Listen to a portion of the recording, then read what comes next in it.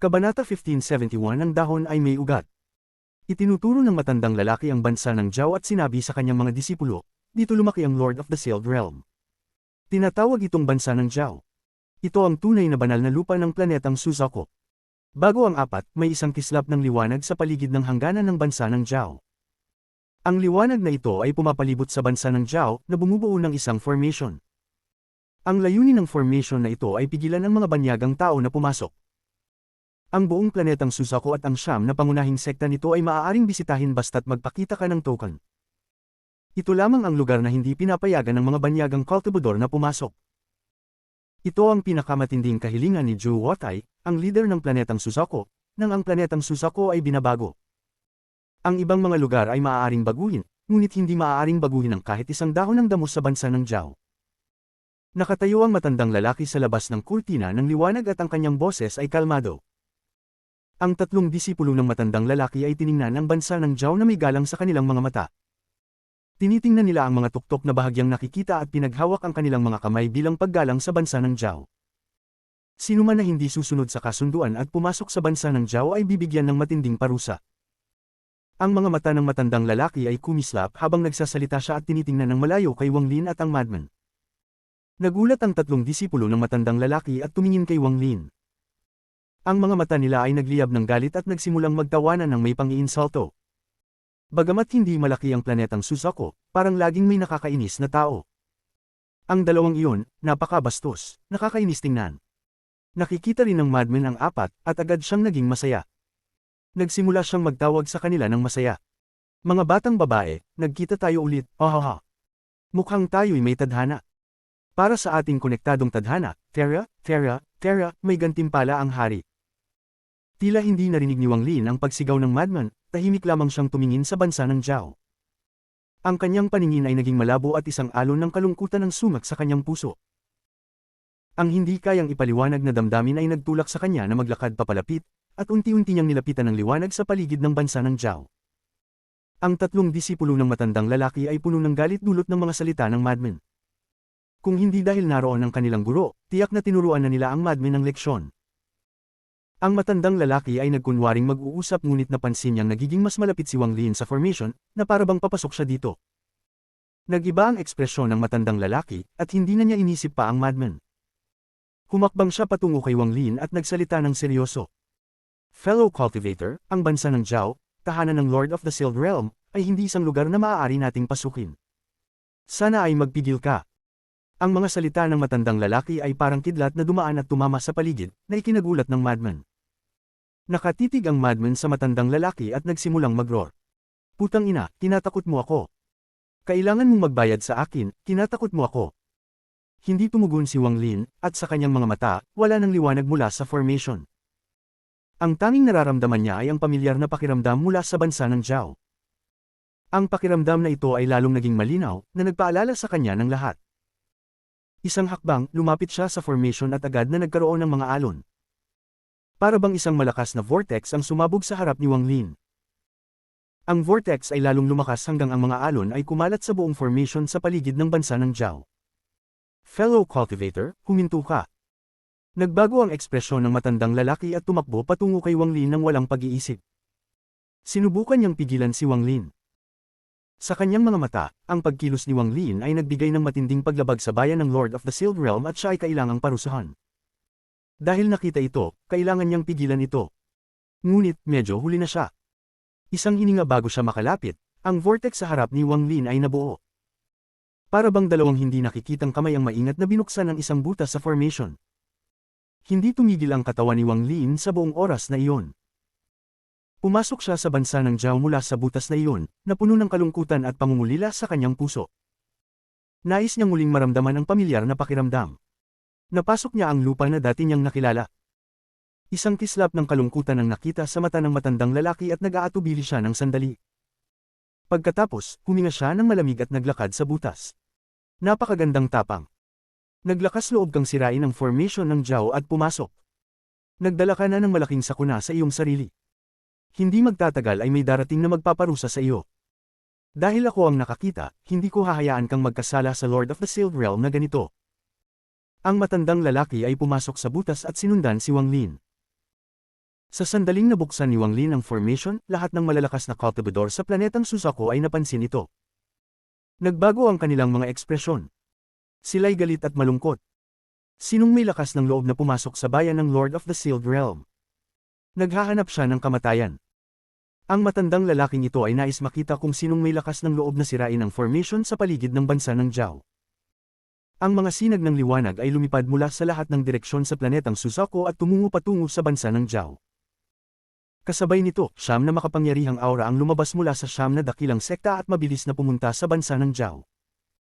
Ang pagsira sa formation sa paligid ng bansa ng Zhao at pumasok ng sapilitin ay isang malaking isyu para sa planetang Suzaku. Ito ay isang hindi mapapatawad na pagkakasala sa Lord of the Sealed Realm, kaya't ang taong iyon ay kailangang parusahan. Sa labas ng formation, ang 3 disipulo ng matandang lalaki ay nang aking naguguluhan. Nakita nilang bumukas ang butas sa formation at pumasok si Wang Lin.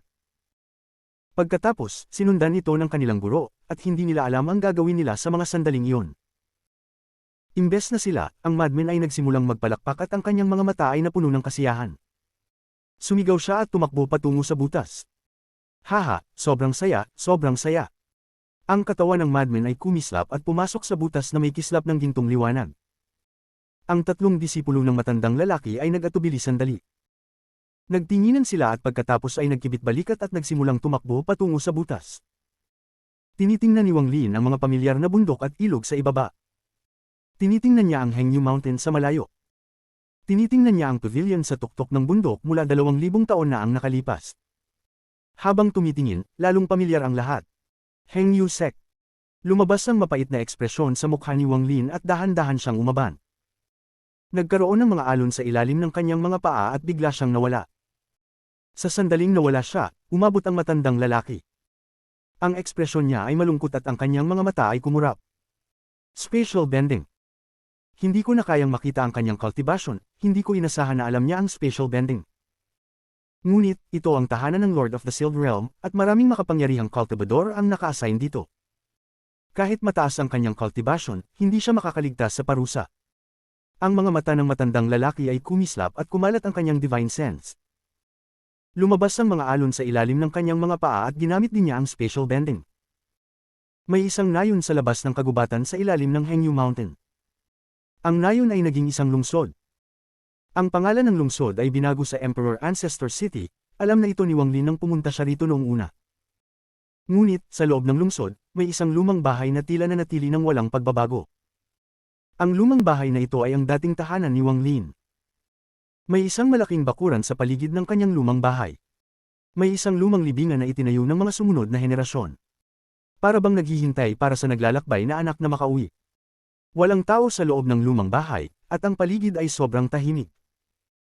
Sa ilalim ng katahimikang ito, tahimik na lumitaw si Wang Lin sa loob ng bakuran, sa harap ng libingan. Tinitingnan niya ito ng may kalungkutan, at ang mga luha ay tahimik na damaloy sa kanyang mga pisngi. Nagluha si Wang Lin at lumuhad sa harap ng libingan.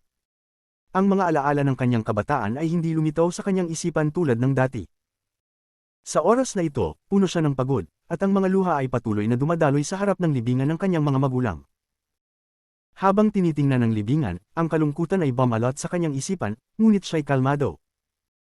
Para bang dito lamang niya nahanap ang lugar kung saan ang kanyang puso ay makakapagpahinga. Walang nagbago dito, lahat ay pareho tulad ng dati. Dito ang kanyang tunay na tahanan. Itinaas niya ang nanginginig niyang kanang kamay at hinaplos ang tombstone. Nararamdaman ang mga pangalang nakaukit sa bato, at mas marami pang luha ang damaloy mula sa mga mata ni Wang Lin. Hindi ba't bumalik siya sa planetang Suzaku upang magbigay galang sa libingan ng kanyang mga magulang? Hindi ba't bumalik siya upang makita muli ang kanyang mga magulang? Hindi ba't bumalik siya sa planetang Suzaku dahil ang kanyang mga magulang ay inilibing dito? Ang planetang Suzaku ay nagdadala ng kalahati ng mga alaala ni Wang Lin at ang kanyang mga alaala ng kanyang mga magulang, ang lahat-lahat sa kanya. Kapag siya'y napagod, tinitingnan niya ang kalangitan at pinapangarap ang planetang Suzaku. Ang mga dahon ay may ugat. Kapag sila'y nahulog, bumabalik sila sa kanilang ugat.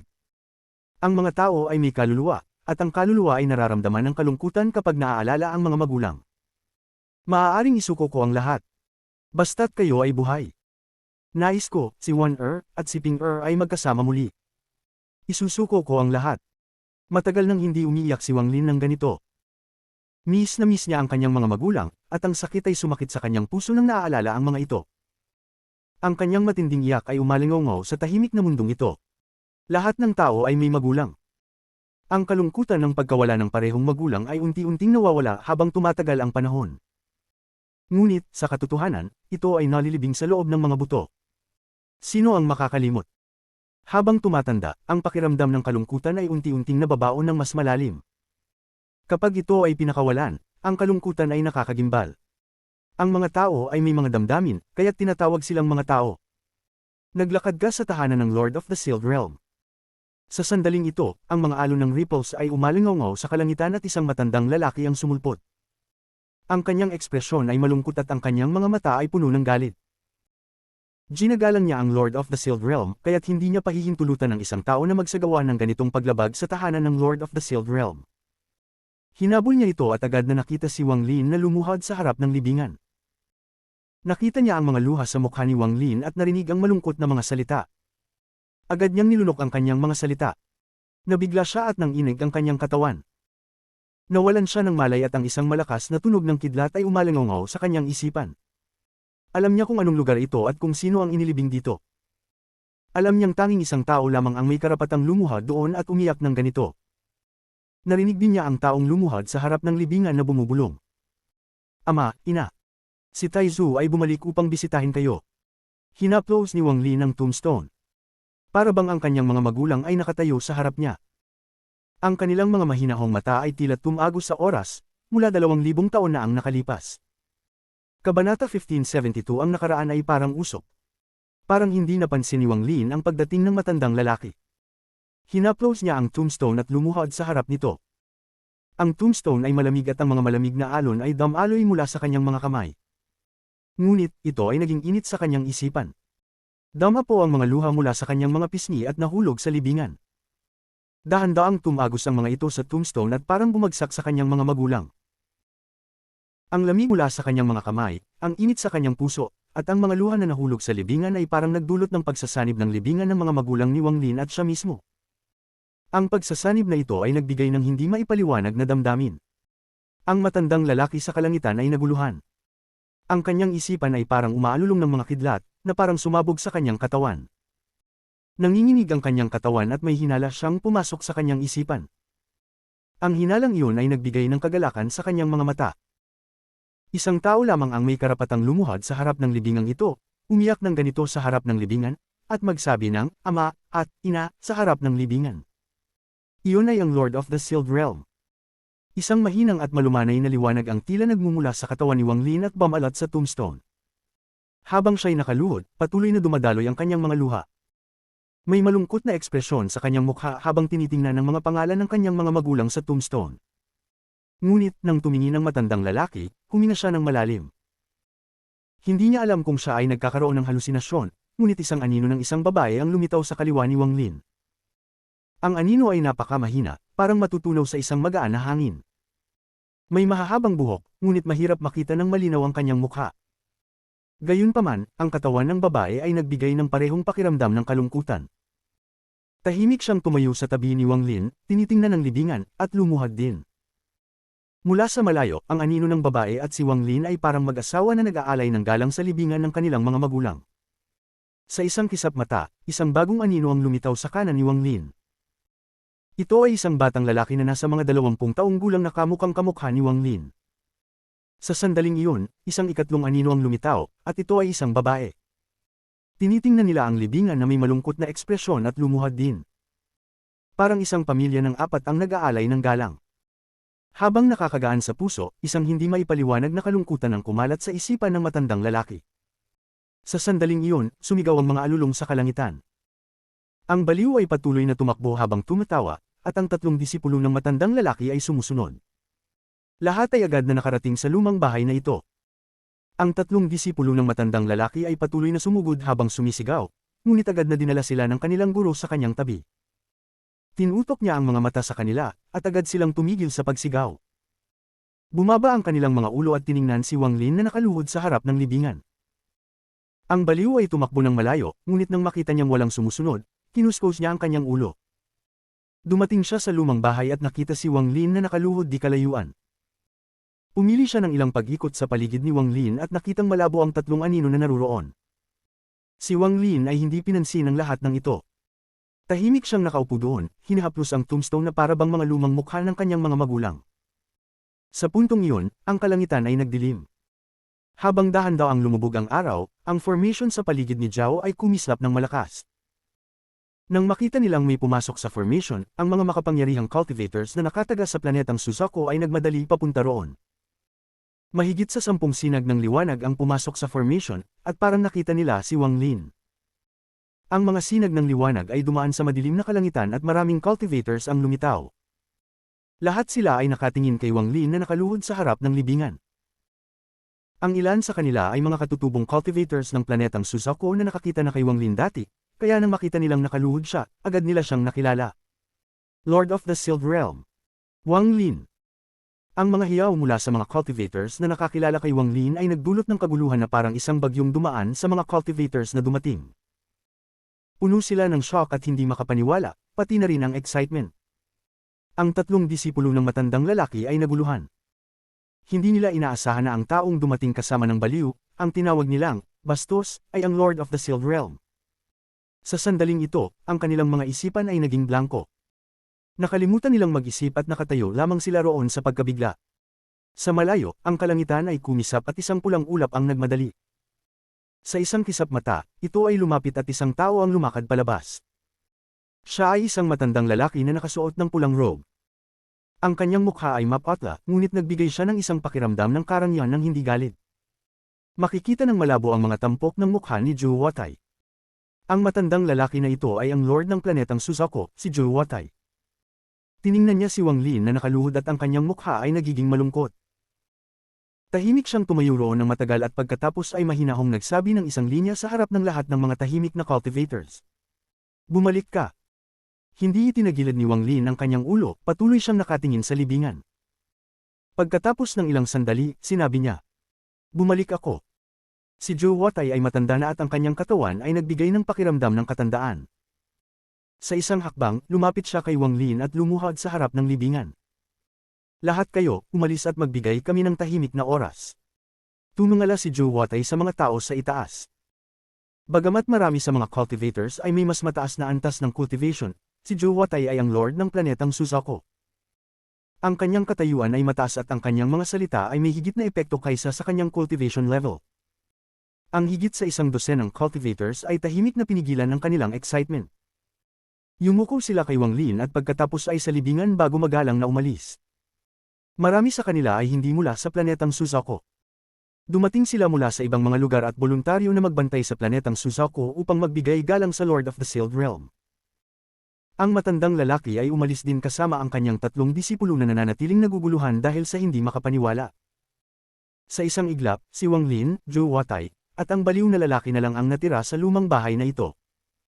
Matapos ang ilang sandali, naramdaman ng baliw na medyo nakakalungkot, kaya lumakad siya sa tabi. Kumandang siya sa isang pader, ipinikit ang kanyang mga mata, at nagsimula ng matulog. Tahimik na nagmuni-muni si Zhou Huatai ng ilang sandali at pagkatapos ay umupo sa tabi ni Wang Lin. Inilabas niya ang kanyang kanang kamay, kumuha ng 2 garapon ng alak, at inilagay ang mga ito sa harap. Tiningnan niya ang libingan at mahina niyang tinanong, "Gaano katagal mo balak magtagal?" Itinaas ni Wang Lin ang kamay niyang humahaplos sa tombstone at tahimik na naupo sa lupa. Ang tatlong mga anino sa paligid niya ay dahan-daang naglaho.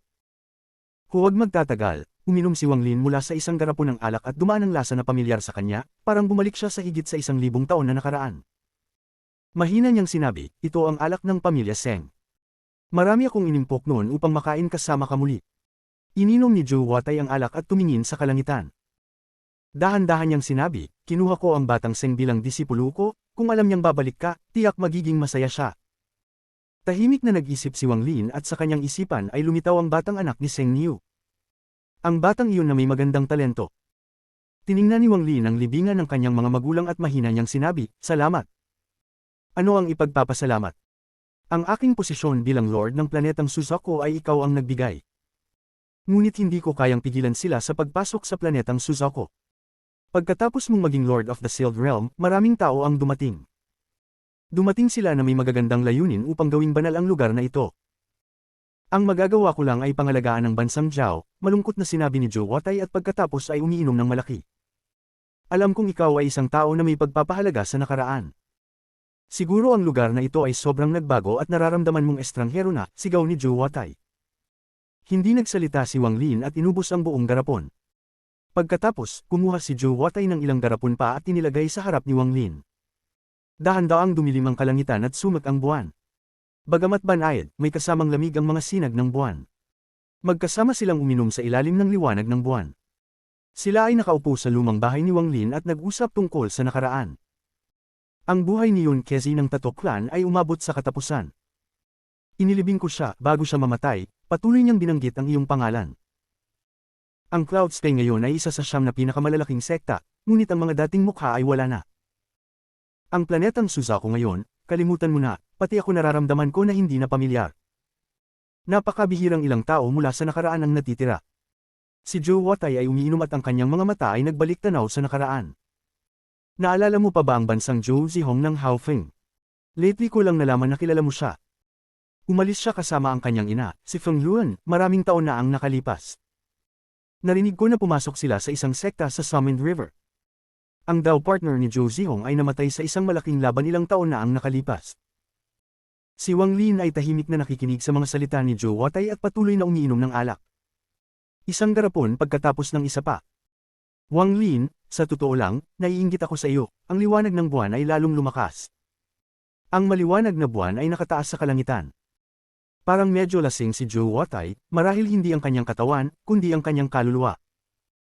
Naglakad ka palabas ng planetang Suzaku at naglaban ka sa buhay at kamatayan, hindi ko kayang gawin iyon, ako na lang ang magbabantay dito, puno ng hinagpis ang mukha ni Zhou Huatai. Nagbantay ako ng mahigit 1,000 taon, hindi ko makakalimutan ang iyong imahe nang umalis ka sa planetang Suzaku matapos akong italaga bilang Lord ng planetang Suzaku. Noon, naiinggit ako sa iyo, ngunit hindi katulad ng nararamdaman ko ngayon.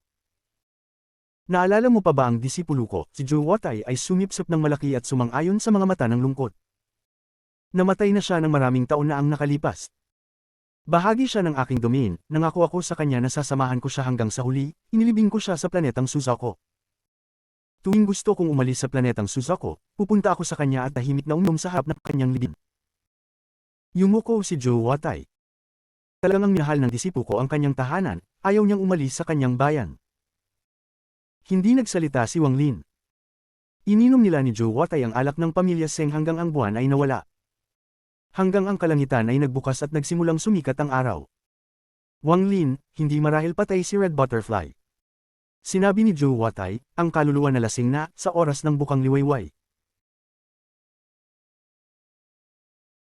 Kabanata 1573 Kaluluwa sa mahahabang buhok. Tumigil ang kamay ni Wang Lin na humahawak ng alak dahil sa mga salita ni Zhou Huatai. Ang kaluluwang puno ng kayabangan na iyon ay muling sumak sa kanyang mga mata. Ang pulang kaluluwa na puno ng kayabangan at kalungkutan ay kumikislap ng maliwanag sa planetang Suzaku. Mabilis ang buhay ni Red Butterfly, ngunit ang liwanag ng kanyang pag-iral ay isang bagay na mahirap kalimutan, kahit ni Wang Lin. Ang babaeng mas pipiliing mamatay kaysa magpasakop. Ang sobrang malamig na babaeng nagpasunod sa lahat ng mga kabataan sa planetang Suzaku at hindi nagpahintulot na magtaas sila ng kanilang mga ulo. Si Red Butterfly, tulad ng kanyang pangalan, ay isang paru-paro na binuo mula sa pinakamaliwanag na pulang liwanag sa kalangitan. Ang paru-parong ito ay napakaganda at naaalala ng hindi mabilang na tao. Naalala ni Wang Lin ang nakaraan habang dahan-dahan niyang inilapag ang alak at tumingin kay Zhou Huatai. Tumangala si Zhou Huatai kay Wang Lin at dahan-daw ang sinabi, si Red Butterfly ay mula sa bansang Zuyu. Ang bansang Zuyu ay nawala sa paglipas ng panahon, at ito ay may kaugnayan sa iyong sale. Ang mga magtatangkang magtangkilik sa Zuyu ay nagkalat ngayon sa mga 9 na pangunahing sekta. Ngunit pagkatapos na maghiwalay ang bansang Zuyu, nakatagpo ako ng isang bakanteng lugar doon. Nagseryoso ang mukha ni Zhou Huatai at kinuha ang isang lagok ng alak. Naalala mo pa ba ang guro ni Red Butterfly? Ang kanyang guro ay nag-divine na si Red Butterfly ay haharap sa isang buhay at kamatayan na kalamidad. Kung siya'y makaliligtas, magiging kumpleto ang kanyang 5 elementong katawan. Tumango si Wang Lin. Tahimik na sinabi ni Zhou Huatai, ang lugar na nahanap ko ay isiniliw ng guro ni Red Butterfly bago siya mamatay. Ang antas ng pagsasanay ng guro ni Red Butterfly ay hindi mataas, kaya't may isang bagay na nakalito sa akin. Paano siya nakapagtayo ng ganitong komplikadong porma sayon? Sa porma sayon na ito, may isang hibla ng buhok ni Red Butterfly. Anong porma sayon? Parang may kaunting pagkalito ang mga mata ni Wang Lin habang siya'y nag-iisip at kumurap ng mata. Hindi ko gaanong alam ang tungkol sa mga porma sayon, kaya hindi ko gaanong naaninag. Alam ko ang ugnayan mo at ni Red Butterfly, kaya pinanatili ko ang porma sayon. Ngayon na nandito ka, malalaman mo ito kapag nakita mo. Tumayo si Zhou Huatai at tumingin kay Wang Lin. Tumingin si Wang Lin sa libingan ng kanyang mga magulang. Ang layunin niya sa pagbabalik ay magbigay galang sa kanyang mga magulang. Malalim na huminga siya at hindi Jin Aisang ang natutulog na baliw. Humakbang siya patungo sa kalangitan kasama si Zhou Huatai. Sa hilagang bahagi ng planetang Suzaku, naruroon ang isang hanay ng mga bundok. Sa gitna ng mga bundok, may isang malaking estatwa ng Suzaku. Ito ay mula sa nakaraan, at ito ang yungib ni Zhou Huatai. Ang kalangitan ay naging baluktot nang magpakita sina Wang Lin at Zhou Huatai. Pinangunahan ni Zhou Huatai ang dalawa sa loob ng malaking estatwa ng Suzaku. Nasa loob nito ang isang malaking mansyon. Sa isa sa mga silid na bato, nakita ni Wang Lin ang misteryosong porma sayon na inilipat ni Zhou Huatai dito. Ang porma sayon na ito ay may lapad na mga 100 talampakan at samikop sa buong silid. Dahil dito, ang buong silid ay natakpan ng yelo. May isang hibla ng buhok na nagyelo sa gitna ng porma sayon. Tila matagal nang hindi gumagana ang porma sayon at walang senyales ng operasyon. Ito ang porma sayon. Tumingin si Zhou Huatai sa porma sayon at lumabas ang pagkabigla sa kanyang mukha mula ng mga nakaraang taon. Hindi ako naniniwala na kayang itayo ng guro ni Red Butterfly ang porma sayon na ito gamit ang kanyang antas ng pagsasanay. Pumasok si Wang Lin sa porma sayon at inilagay ang kanyang ulo. Sinimulan niyang suriin ito ng mabuti. Ito ay napakakomplikado at puno ng mga paghihigpit. Katulad ng sinabi ni Zhou Huatai, hindi ito isang porma sayon na kayang gawin ng isang nag-uumpisang cultivator. Dahan-daang sinabi ni Zhou Huatai, kung hindi dahil natigil na ang porma sayon nang matagpuan ko ito, baka nasaktan ako. Lumuhad si Wang Lin at inilagay ang kanang kamay sa yelo. Kumislap ang yelo at umuugong na parang kulog, kaya't nagsimula ang porma sayon. Nagliliwanag ang mata ni Wang Lin ng ilaw ng deduksyon, at pagkatapos ng isang sandali, inalis niya ang kanang kamay. Nang alisin ni Wang Lin ang kamay mula sa yelo, huminto ang porma sayon. Nag-isip si Wang Lin sandali at pagkatapos ay tahimik na nagsabi, ito ay isang soul-splitting transfer array. Siguradong ito ay itinayo ng isang cultivator na nasa pinakamataas na yugtong ng Nirvana Cleanser o mas mataas pa. Hindi ito maaaring ipatayo ng guro ni Red Butterfly, o baka itinatago niya ang kanyang antas ng pagsasanay. Ngunit kung itinatago niya ang kanyang antas ng pagsasanay, paano ipaliwanag ang nangyari kay Red Butterfly pagkatapos? Ang mga mata ni Wang Lin ay kumislap at nagsimula mag-analisa. Ang layunin ng porma sayon na ito ay hatiin ang isang bahagi ng kaluluwa gamit ang isang hibla ng buhok at ipadala ito sa ibang lugar. Hindi ko alam kung saan ito ipapadala. Mayroon ng aura ni Red Butterfly sa hibla ng buhok. Marahil hindi pa nga patay si Red Butterfly. Nagulat siya sa bagay na ito. Hindi niya inaasahan na makakakita siya ng ganoong lihim sa planetang Suzaku. Noong mga panahong yun, iniiwasan ni Red Butterfly ang guro na mangyari ito. Kaya't malamang alam ng guro ni Red Butterfly na mahirap iwasan ang kalamidad na iyon at nakatagpo siya ng porma sayon. Bago dumaan si Red Butterfly sa kanyang kalamidad, inilagay niya ito dito. Kinuha niya ang isang bahagi ng kaluluwa at ipinaloob ito sa ibang lugar. Sinubukan niyang gamitin ang pamamaraang ito upang bigyan si Red Butterfly ng pagkakataon na magtagumpay. Sa huli, kahit na namatay si Red Butterfly, sa pamamagitan ng bahagi ng kaluluwang ito, maaari siyang ipanganak muli at maiwasan ang kalamidad. Tumayo si Wang Lin at tumingin kay Zhou Huatai. Nagsimula mag-isip si Zhou Huatai. Matapos mag-isip ng matagal, sinabi niya, matapos kong matuklasan ang porma sayon, naghukay ako sa mga tala ng mga nakaraang tagapamahala ng planetang Suzaku. Nakita ko ang isang lihim, ang mga cultivator mula sa bansa ng Zuyu ay mga banyagang cultivator, tulad ng Giant Demon Clan. Tahimik na nag-isip si Wang Lin at umalis sa silid. Tumayo siya sa tuktok ng estatwa ng Suzaku. Ang kanyang tingin ay tila dumaan sa buong mundo at tumagos sa kalawakan. Anuman ang katotohanan, ang muling pagkabuhay ni Red Butterfly ay isang masayang bagay. Marahil sa sandaling ito, siya ay nasa ibang lugar, tinitingnan ng planetang Suzaku. Ngunit, nagtataka ako kung may alaala pa siya tungkol sa lugar na ito, kung naaalala pa niya ang nakaraan. Malambing ang tinig ni Wang Lin na umabot kay Zhou Huatai. Masaya rin ako na hindi siya patay. Hindi na maraming natirang kaibigan, sana makita ko siya ulit sa aking buhay. Ngumiti si Zhou Huatai bago umungol at tumango. Ang galit mula sa nakaraan ay matagal nang nawala sa paglipas ng panahon. Marahil nakita ko na siya. Nilapitan ni Wang Lin ang mga alaala ng nakaraang 2,000 taon ngunit hindi niya matukoy ang sagot. Kalimutan mo na. Kung nais niyang malaman natin, magkikita tayo balang araw. Kung ayaw niya, maaari na lang natin isipin na patay na siya. Parang malungkot si Zhou Huatai. Tumingin siya kay Wang Lin na parang nais magsabi ng isang bagay ngunit hindi na itinuloy. Brother Zhou, aalis na ako. Lumiko si Wang Lin patungo kay Zhou Huatai at nagbigay galang. Ang ekspresyon ni Zhou Huatai ay naging komplikado, at pagkatapos mag-atubili ng kaunti, nagbigay galang siya at nagtanong, ikaw ba? Nakita mo na si Liu Mei sa mga nakaraang taon. Tumingin si Wang Lin kay Zhou Huatai, at matapos ang ilang sandali, tahimik niyang sinabi, nakita ko siya. Patay na siya. Napalid ang mukha ni Zhou Huatai at malungkot na ikinilos ang kanyang ulo at hindi na nagsalita. Umalis si Wang Lin. Ang kanyang anyo ay nawala mula sa estatwa ng Suzaku. Tumayo si Zhou Huatai ng tahimik sa estatwa, tinitingnan kung saan nawala si Wang Lin. Ang kanyang itsura ay mas matamlay. Patay na si Liu Mei. Umupo si Zhou Huatai at bamanat ng isang buntong hininga. Kinuha niya ang isang garapon ng alak at nagsimulang uminom. Laging may isang imahe sa kanyang puso sa nakalipas na 2,000 taon, at hindi ito kailanman nawala. Uminom siya hanggang sa magdilim ang kalangitan. Tumingin si Zhou Huatai sa langit at nagsimulang tumawa. Ang kanyang tawa ay puno ng kalungkutan. Walang nakakaalam na noon pa man, palaging hinahangaan ni Zhou Huatai si Liu Mei. Kahit si Wang Lin ay ngayon lamang napansin ito mula sa ekspresyon ni Zhou Huatai, ngunit ano nga ba ang maaari niyang sabihin? Ipinakita ni Wang Lin ang kanyang paggalang sa magulang sa pamamagitan ng pananatili sa harap ng libingan ng kanyang mga magulang ng 7 araw. Sa 7 araw na iyon, hindi siya umalis. Nakasimangot lang siya sa harap ng libingan, umiinom ng alak. Sa mga 7 araw na iyon, unti-unting lumamig ang puso ni Wang Lin. Parang isang matandang tao na tumigil na sa pag-iisip.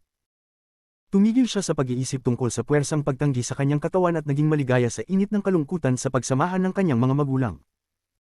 Tahimik niyang pinanood ang paglipas ng mga araw. Matagal nang nagising ang baliw. Iniunat niya ang kanyang katawan at nagsimulang mag-chatter ng walang tigil sa mga tainga ni Wang Lin. Nang kunin niya ang garapon ng alak ni Wang Lin at uminom ng ilang lagok, lalo pa siyang naging makulit. Pagkatapos uminom ng maraming alak, parang lasing na siya at nagsimulang kumanta. Ito ay nagdulot ng kaunting pagkawala ng kalungkutan sa paligid ng matandang bahay.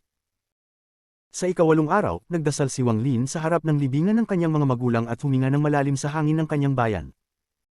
Tumingin siya sa libingan ng mga magulang bago siya tumalikod at umalis.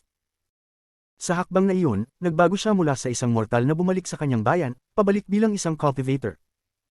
Isang malupit na cultivator. Sa puntong ito, bumalik si Wang Lin sa madugong mundo ng cultivation mula sa mortal na mundo. Ang kanyang haharapin ngayon ay hindi ang init ng mga magulang kundi ang mapanlinlang at mapanganib na landas ng cultivation. Ito ay isang landas na walang balikan. Kapag pumasok ka na sa mundong ito, kailangan mo nang magpatuloy. Hindi ka pwedeng huminto, at kahit lumingon ka, sandali lang iyon. Mayroon pang isang huling lugar na kailangan kong puntahan sa planetang Suzaku. Lumipad si Wang Lin sa kalangitan kasama ang baliw, at ang kanyang mga mata ay tumingin sa malayo. Doon matatagpuan ang malalim na butas ng Tattoo Clan. Dito ang lugar na nais pasukin ng matandang Vermilion Bird Divine Emperor. Ang lihim na nasa ika-19 na layer ay matagal nang nagpapahirap kay Wang Lin.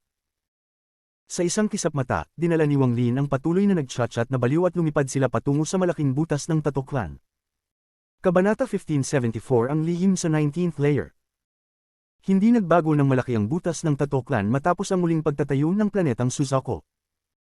Sa paglipas ng mga taon, naging isa ito sa pinakamatinding misteryo sa planetang Suzaku.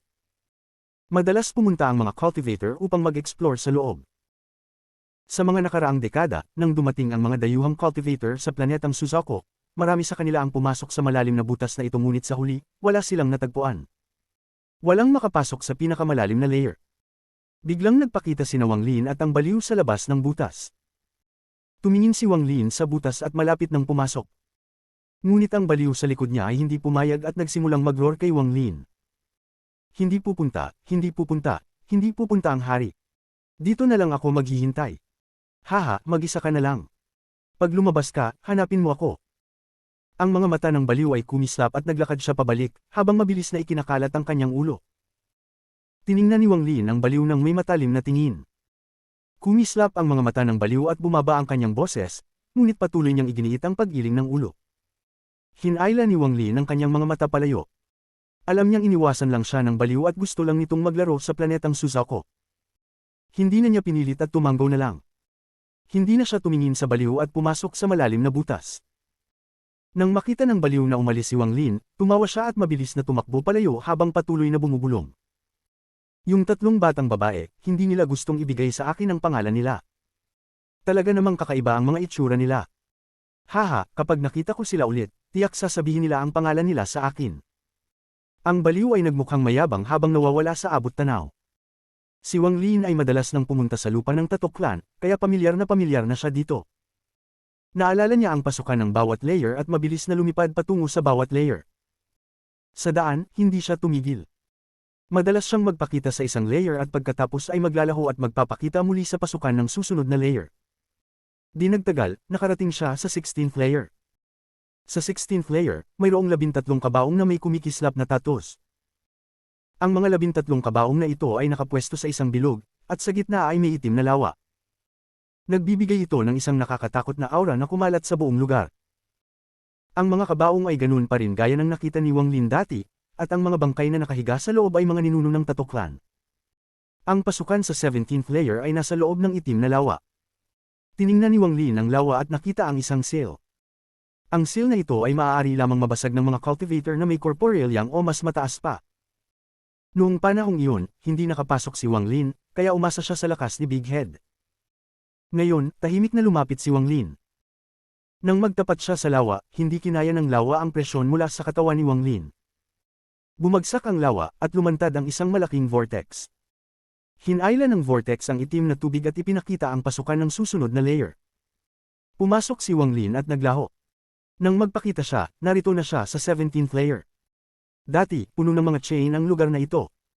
Maraming celestial corpses ang nakasil dito bilang mga gwardya. Lahat ng mga pangyayari ay sariwa pa sa alaala ni Wang Lin. Nagsimula siya ng isang malupit na laban dito, na nagdulot sa pagbagsak ng 17th layer. Tumingin siya at nakita na ang 17th layer ay guho na. Tanging ang malaking vortex sa gitna ang natira. Ang vortex na ito ay pasukan patungo sa 18th layer na lumitaw pagkatapos bumagsak ang 17th layer. Tinitingnan ng pasukan, bamanat ng buntong hininga si Wang Lin. Marami siyang pinaghirapan noon para makarating dito, ngunit ngayon ay tila madali na lang ito. Naalala pa niya ang avatar ng matandang Vermilion Bird Divine Emperor na hamarang upang hindi siya makapasok sa 18th layer. Pagkatapos, nagbago ng isip ang avatar ng matandang Vermilion Bird Divine Emperor at pinayagan siyang pumasok upang mag-aral sa ilalim ng kanyang proteksyon. Nang magpalingon si Wang Lin, tumanggaw siya at tahimik na naglakad papasok sa vortex. Ang mga hiyaw ng mga kaluluwa ay umalingaw sa kanyang mga tainga, ngunit hindi ito nakagulo sa kanyang isipan. Nang hamupo ang mga hiyaw, biglang nagpakita si Wang Lin sa pinakailalim na lugar na kanyang nabisita, ang 18th layer. Ito ay isang silid na may 1,000 talampakan ng lapad. Ang paligid ay itim, tanging isang mahina na apoy ang naglalabas ng kaunting liwanag sa gitna. Ang liwanag na ito ay nagsanib sa dilim, kaya't ang lugar na ito ay mukhang labis na madilim. Habang kumikislap ang apoy, parang may mga multo na lumulutang-lutang sa paligid, at naririnig ang mga malulungkot na hiyaw ng mga kaluluwa. Ang ibang mga kaluluwa ay tila gustong tamaan ng apoy. Ngunit may mga alon mula sa apoy na nagpapatamba sa mga ito. Dito, inabsorb ni Wang Lin ang isang kakaibang essence sa tulong ng matandang Vermilion Bird Divine Emperor. Ang tanging maliit na essence na iyon ay halos nagdulot sa kanya ng pagsabog. Tinitigan niya ang apoy ng may malalim na takot sa kanyang mga mata. Matapos mag-isip, lumapit si Wang Lin sa apoy. Habang lumalapit siya, ang mga kaluluwa sa madilim na silid ay umatras. Ang kanilang mga malungkot na hiyaw ay umalingaw sa loob ng silid. Tila natakot ang mga kaluluwang ito sa pagdating ni Wang Lin. Umatras sila lahat sa isang sulok habang nanginginig, hindi magawang magtangkang lumapit. Tinitingnan ng apoy, napansin ni Wang Lin na ang essence na nasa loob nito ay sobrang kaunti at magulo. Para bang ito ay pinilit na nilikha ng isang tao, at wala itong anumang atraksyon sa kanya. Ang huling layer. Ano nga ba ang nakatago doon? Sinabi ni Yun Kezi na may bahagi ng kaluluwa ng kanyang ninuno mula sa Tatok Clan sa 19th layer. Ang mga mata ni Wang Lin ay kumislap. Ngunit ang ninuno ng Tato Clan ay anak ng Sovereign, at siya ay tinataka ni Qingling sa Demon Spirit Land. Walang paraan na narito ang kaluluwa niya. Itinaas ni Wang Lin ang kanang kamay at hinawakan ng apoy. Sumabog ang essence mula sa apoy at tila gustong tumanggi, ngunit ang lakas nito ay walang saysay kay Wang Lin ngayon. Walang awang pinisil ni Wang Lin at ang apoy ay bumagsak ng may malalakas na tunog. Ang apoy ay tila kumalat sa buong silid, at lahat ng mga kaluluwang nagtatago sa mga sulok ay naglaho. Isang bilog na pinto ang unti-unting lumitaw kung saan bumagsak ang apoy. Ang pintong ito ay naglalabas ng isang sinaunang aura. Tinatakan nito ng maraming tato. Marami ang mga tato sa pinto, at hindi ito nilagay sa parehong panahon. Sa halip, tila may mga taong dumaan at naglagay ng tato dito sa paglipas ng mga taon, at sa paglipas ng panahon, ito ang naging resulta. Bagamat magulo, ang mga tato na ito ay nagsanib upang lumikha ng isang malakas na puwersa ng siling. Habang pinipigilan nito ang mga banyaga na makapasok, tinatakan din ito ang anumang naruroon sa loob ng pinto, na pinipigilan itong makalabas. Walang nakakaalam kung ang mga seal na ito ay inilagay upang pigilan ng mga tao na pumasok o upang makulong ang mga bagay sa loob. Habang tinitingnan ni Wang Lin ang mga tato, ang kanyang ekspresyon ay naging seryoso. Ngayon ay nalaman niya kung bakit hindi nakapasok ang matandang Vermilion Bird Divine Emperor sa 19th layer. Dahil ang lakas ng seal na ito ay umabot sa rurok, at ito ay kahalintulad ng buong lakas ng isang cultivator mula sa ikalimang Heaven's Blight. Kahit ang isang cultivator mula sa ikalimang Heaven's Blight ay mahihirapan buksan ang pintong ito maliban kung umabot sila sa ikatlong hakbang. Ang planetang Suzaku ay may napakagandang seal. Tinitigan ni Wang Lin ang tato ng matagal bago itaas ang kanyang kanang kamay. May kumislap na liwanag habang hinawakan niya ang pinto. Ang tunog ng mga crack ay umalingaw habang ang mga rune ay bumagsak at ang kanyang kamay ay dumaan sa pinto. Sa isang kisap mata, ang mga seal sa pinto ay nagkabasag, at tanging isa na lang ang natira. Tanging si Wang Lin ngayon ang makakagawa nito. Kung ito ay ang nakaraan, ang seal na ito ay kayang pigilan ng 10,000 cultivator. Ang huling tato sa pinto ay napakasimple, at ito ay binubuo ng isang stroke. Isang ordinaryong bilog lamang, ngunit mula sa pananaw ni Wang Lin, ang huling tato na ito ay naglalaman ng isang kakaibang puwersa. Ang puwersang ito ay isang seal din, ngunit ito ay nagsisil ng aura. Tinatakan nito ang aura ng pinto, kaya't anuman ang naruroon, walang aura na makakalabas. Sa ilalim ng tingin ni Wang Lin, bahagya niyang nakita ang isang kislap ng ginto sa loob ng bilog. Isang malalim na nakatagong celestial energy. Ang tato na ito. Hindi ito maaaring pagmamay-ari ng Tato Clan. Habang tinitingnan ni Wang Lin ang huling tato, huminga siya ng malalim at ang kanyang mga mata ay kumislap. Ang tato na ito ay hindi naglalabas ng anumang aura, ngunit malinaw na naramdaman ni Wang Lin ang presyon mula rito gamit ang kanyang divine sense. Ang presyon na ito ay mula sa celestial bloodline. Nang madama ni Wang Lin ang aura na ito, umatras siya ng ilang hakbang. Kumislap ang kanyang mga mata at itinaas ang kanyang kanang kamay na kumikislap ng ginto. Ang celestial energy sa katawan niya ay nagtipon sa kanyang daliri at itinutok niya ito sa huling tato. Kumikislap ang bilog na tato at kumislap ang gintong liwanag. Isang aura na pamilyar kay Wang Lin ang lumitaw. Bago tumama ang kanyang daliri, nagbago ng malaki ang ekspresyon niya. Tumigil ang kanyang kanang kamay at puno ng hindi pagkakapaniwala ang kanyang mga mata habang tinitingnan ang bilog. May ancient aura dito. Ang aura na pamilyar sa kanya ay ancient aura, ito ay aura ni Ancient Yemo. Nang maramdaman niya ang aura na ito, nanginginig ang kanyang katawan at isang nakakagulat na hinala ang pumasok sa kanyang isipan. Ang kaliwang mata ay tinamaan ng ligwang baw at nawala sa kalawakan. May ancient aura dito. Baka ang 19th layer ay kung saan nakatago ang kaliwang mata ni Yemo. Ang puso ni Wang Lin ay nagsimulang magpumiglas. Yan siguro, naglalaman ang lugar na ito ng parehong puwersa ng celestial bloodline at ancient aura. Wala nang iba pa kundi ang kaliwang mata na tinamaan ng arrow. Ang kaliwang mata ay walang celestial bloodline sa simula, ngunit ang ligwang baw na tumama dito ay nagdulot ng pinagsamang puwersa. Ang pinagsamang puwersa na ito ay parang katawan ko at may rejection force. Hindi ko alam kung ano ang ginawa ng Tato Clan upang gawing seal ang rejection force, ngunit dahil sa seal na ito, walang ibang nakakaalam na ang kaliwang mata ni Ancient Yemo ay narito. Kabanata 1575. Punto ng pinagmulan. Ang puso ni Wang Lin ay mabilis na tumibok. Siya ay tinamaan ng matinding buwiso at nagsimula siyang mag-isip ng malalim. Pinagmasdan niya ang huling tato na nagsil sa pinto at huminga ng malalim.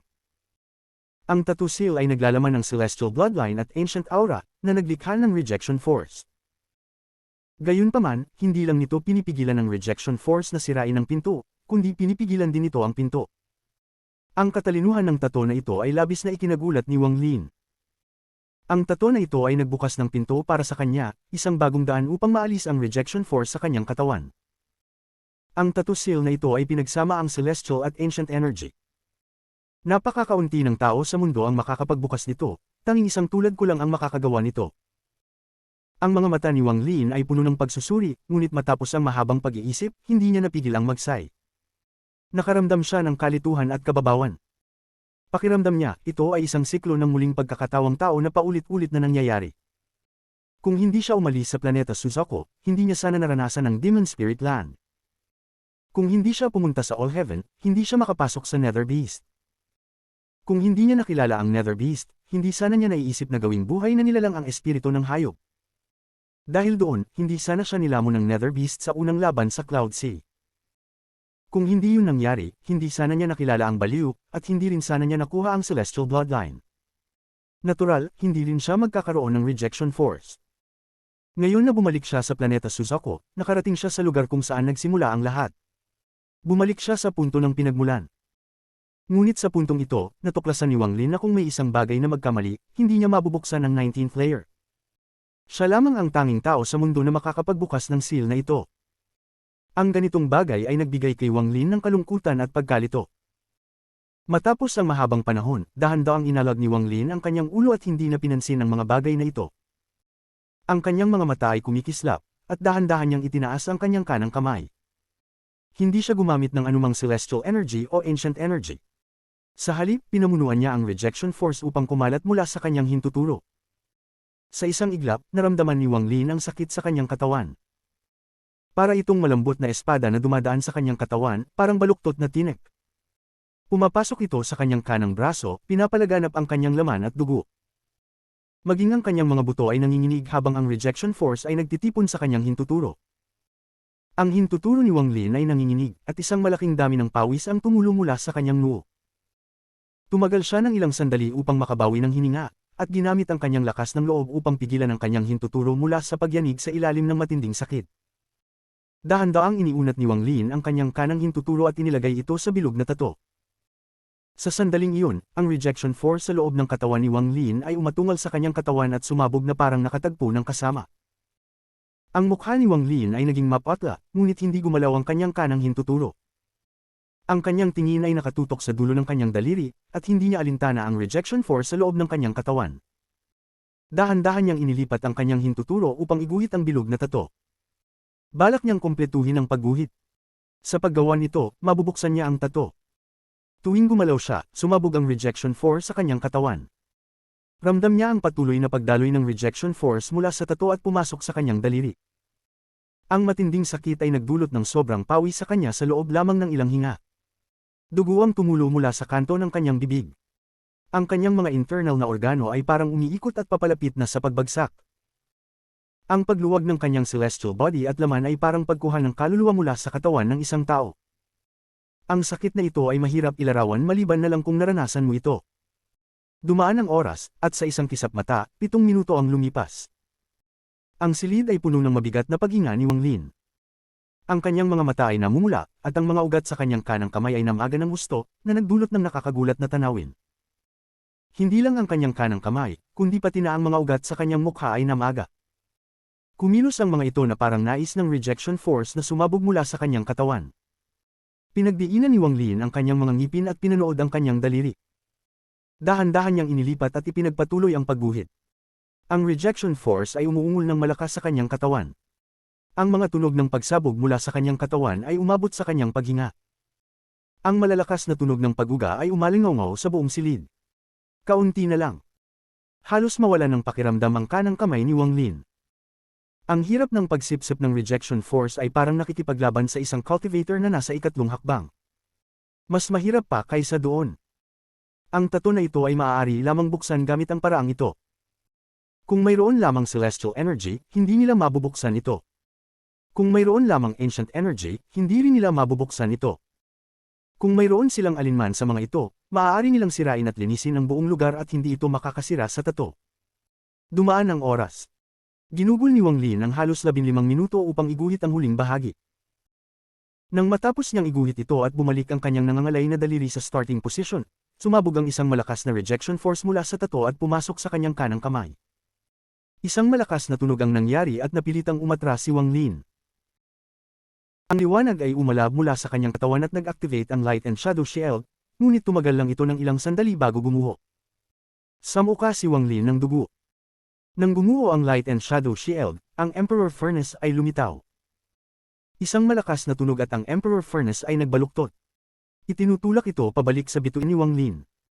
Dahil sa Light and Shadow Shield at Emperor Furnace, ang lakas mula sa tato ay hamina ng malaki. Tumama ito sa kanyang katawan at muling damyugo ang kanyang bibig. Ang katawan niya ay itinulak pabalik ng ilang daang talampakan sa pader. May narinig na mga tunog ng pagkabasag at nagsimulang mag-crack ang pader sa likod ni Wang Lin. Ang circular tato ay nagbigay ng isang malakas na liwanag na nagliwanag sa buong silid. Habang kumikislap ang liwanag, umugang ang bato ng pinto. Dahan-dahan itong bumukas, revealing the passage inside. Habang binubuksan ang bato, lumabas ang isang ancient aura na pumulibot sa buong paligid. Pinunasan ni Wang Lin ang dugo mula sa kanto ng kanyang bibig. Itinaas niya ang kanyang ulo at agad na nakita ang pasukan papunta sa kabilang mundo. Ito ang pinakamalaking lihim ng Tato Clan. Dito matatagpuan ang 19th layer.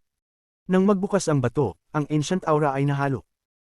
Malinaw na naramdaman ni Wang Lin ito, at walang pag-aalinlangan, tinamaan siya sa gilid ng pader. Isang malakas na tunog ng pagkabangga. Ginamit ang lakas na iyon, lumipad si Wang Lin patungo sa bukas na bato.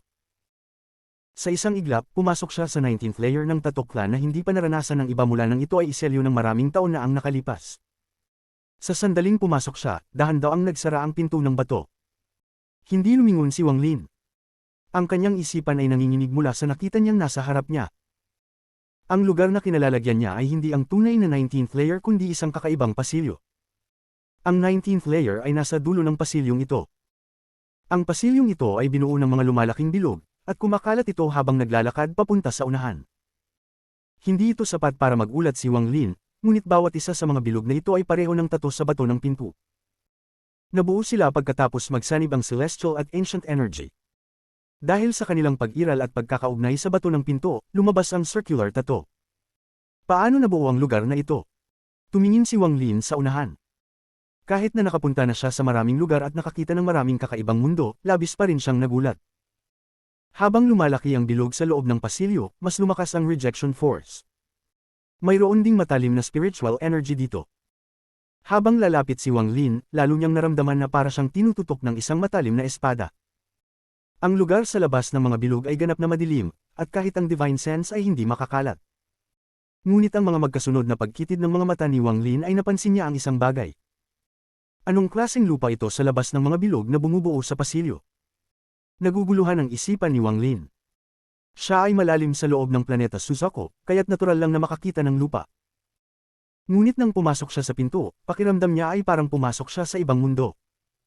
Nang makita niyang may lupa, hindi niya maipaliwanag ang nararamdaman. Matapos mag-isip ng ilang sandali, kumislap ang mga mata ni Wang Lin. Dahil nandito na siya, kailangan niyang malaman kung anong klase ng lugar ito. Nagmadali si Wang Lin at tumakbo sa pasilyo papunta sa dulo. Habang patuloy na lumalaki ang mga bilog sa harapan ni Wang Lin, naging mas malalaki pa ang mga ito at umaabot ng libu-libong talampakan ng lapad. Ang ancient at celestial energies ay lalong lumakas pati na rin ang matalim na spiritual energy. Ang paligid ay malamig, ngunit walang tanda ng yelo. Matapos ang hindi tiyak na tagal ng oras, nakita ni Wang Lin ang huling bilog. Nakapunta siya sa dulo ng pasilyo. Ang bilog ay umaabot sa 10,000 talampakan ng lapad. Nakatayo dito, tumingin si Wang Lin pabalik at hindi na niya makita ang bato ng pinto. Ang tanging makikita niya ay ang mga bilog na palaki ng palaki. Habang nag-iisip, lumingon si Wang Lin at humakbang patungo sa huling bilog. Lumiko siya at pumasok sa gitna ng bilog, at isang malakas na tunog ng pagsabog ang narinig. At doon niya ito nakita. Kabanata 1576 Dahilan. Nakakita si Wang Lin ng kalangitan. Ang kalangitan ay tahimik, walang ulap o hangin. Para itong asul na larawan na nakasabit sa hangin. Ngunit may isang malaking butas sa kaliwa ng kalangitan. Ang butas na ito ay may lapad na libu-libong talampakan, isang nakakagulat na tanawin. Para itong piraso ng papel na may butas na tinusok. May mga debris pa sa gilid ng butas. Sa loob ng butas, nakita niya ang isang bagay na may kapal na libu-libong talampakan, at ang bahagi na nasa labas ng butas ay umaabot ng daan-daang libong talampakan ng haba. Isang pana. Ang pana na ito ay tumagos sa kalangitan, ngunit kalahating nakasabit ito sa loob. Sa ilalim ng kalangitan ay isang malawak na lupa. Walang mga bundok, isang kalat na kapatagan na tila walang katapusan. Para bang may isang malakas na puwersa na dumaan at winasak ang lugar na ito, na iniwan ang tanging kamatayan. Si Wang Lin ay lumitaw sa itaas ng lupa at diretsyong tinitigan ng pana. Nagulat ang buong katawan ni Wang Lin. Isang malamig na aura ang nagmula sa pana at bumangga sa gitna ng kanyang mga kilay. Nagdulot ito ng matinding panginginig sa kanyang katawan. Sa sandaling iyon, naramdaman niya ang matinding sakit sa kanyang kaliwang mata. Ang sinaunang pamana at mga alaala sa loob ng kanyang mata ay sumabog na parang isang bagyong dumaan. Dugo ang tumulo mula sa kaliwang mata ni Wang Lin at damaloy sa kanyang mga damit. Si Li Guang ang nagpaputok ng aking kaliwang mata. Ang mata na iyon ay naglalaman ng lahat ng aking mga alaala at mga iniisip tungkol sa aking bayan. Ang boses sa isipan ni Wang Lin ay naging malakas at patuloy na umuungol hanggang naging isang malakas na sigaw. Bawiin mo ang aking kaliwang mata. Ang katawan ni Wang Lin ay nanginginig, at ang kanyang mukha ay puno ng kalituhan at pakikibaka. Ang tanawin sa kanyang alaala ay isang bagay na hindi niya malilimutan. Sa tanawin iyon, hawak ni Li Guang ang pana gamit ang kanyang kaliwang kamay at hinihila ang string gamit ang kanyang kanang kamay. Ang pana ay pinakawalan kasama ang isang malakas na ungol ng halimaw. Ang pana na iyon ay dumaan sa kalawakan at sa sinaunang spell. Tumagos ito sa kanyang ulo at kinuha ang kaliwang mata bago mawala sa mga bituin. Matapos ang matagal na oras, samuka si Wang Lin ng dugo. Ang kanyang katawan ay nanginginig at umatras ng ilang hakbang bago umupo upang mag-meditate. Nag-meditate siya ng matagal, at matapos ang hindi tiyak na tagal ng oras, huminga siya ng malalim at binuksan ang kanyang mga mata at tinitigan ng pana sa kalangitan na may malungkot na ekspresyon. Wala dito ang kaliwang mata ni Yemo, tanging ang pana na lamang, tinitigan ni Wang Lin ang pana. Kinailangan niyang aminin na kalahating tama lamang ang kanyang hinala. Bukod sa kaliwang mata ni Yemo na may sinaunang aura, at ang pana na may celestial energy, may isa pang bagay na maaaring maglaman ng rejection force. Iyon ay ang pana. Tinitigan ni Wang Lin ang tuyong itim na mga marka ng dugo sa pana at naramdaman ang sinaunang aura na nagmumula rito. Ang dugo na ito ay mula sa kaliwang mata ni Yemo. Nakita niya na ang dulo ng pana ay hindi matalim tulad ng tinik, kundi bilog na parang singsing. Hindi ito isang pana na tumusok, at ang bilog na iyon ay tila isang selyo. Ang mga mahahalagang bagay ay kailangang itago sa isang lugar na hindi matatagpuan ng kahit sino. Ang klase ng yaman na hindi mo magagamit ay lalong kailangang itago ng mabuti. Kapag natuklasan ito, maaaring magdulot ito ng kalamidad para sa iyong buong angkan. Ang Tatoklan ay mahusay na nagtagong ito. Tinitigan ni Wang Lin ang pana sa kalangitan. Marami na siyang naunawaan ngayon. Iba't ibang mga tanawin ang lumitaw sa kanyang isipan. Ang mga ito ay nauugnay sa kanyang mga alaala, na bumuo ng buong sitwasyon. Ginamit ni Yemo ang kanyang spell upang pumatay ng hindi mabilang na tao sa kanyang harapan. Ang pana ni Li Guang ay tumagos sa kanyang kaliwang mata at kinuha ito. Pagkatapos, lumipad ito patungo sa mga bituin, sa walang katapusang kalawakan. Napakalaki ng pana na iyon, at ang kapangyarihan nito ay kayang tumagos sa kaliwang mata ni Yemo, kaya naman hindi nakapagtataka kung kayang tumagos sa kalawakan. Habang lumilipad ito, walang makakapigil dito. Noong panahong iyon, wala pang realm sealing formation. Habang lumilipad ito, tumagos ito sa ilang mga malalaking planetang pang-cultivation, na nagdulot sa mga ito ng pagbagsak bago ito maglaho sa malayo. Gayunpaman, habang lumilipad ang pana, nahulog ang kaliwang mata sa outer o inner realm. Nahulog ito sa kalawakan at pumunta sa isang hindi alam na lugar. Nang dumating ang pana sa inner realm, wala nang gaanong kapangyarihan ang natira. Tumagos ito sa isang hiwalay na espasyo na itinayo ng isang tao sa hindi tiyak na panahon. Ang hiwalay na espasyong ito ang nakikita ni Wang Lin ngayon. Marahil ay may mga hayop at halaman dito noon. Marahil ay may mga cultivators dito at ang lugar na ito ay minsang puno ng buhay. Ngunit, nang dumating ang pana, binutis nito ang kalangitan, na nagdulot ng malaking butas. Dahil karamihan ng kapangyarihan nito ay nawala, nanatili ito sa loob ng butas na ginawa nito. Habang ang malaking pana ay tumagos sa kalangitan, ang natitirang killing intent ay pinalaya at sumanib sa sinaunang dugo. Ito ang pagsanib ng celestial energy at ancient energy, na nagbunga ng nakakagulat na rejection force. Hindi bumagsak ang rejection force na ito kundi nagtipon sa dulo at pagkatapos ay inabsorb ng selyo sa dulo ng pana.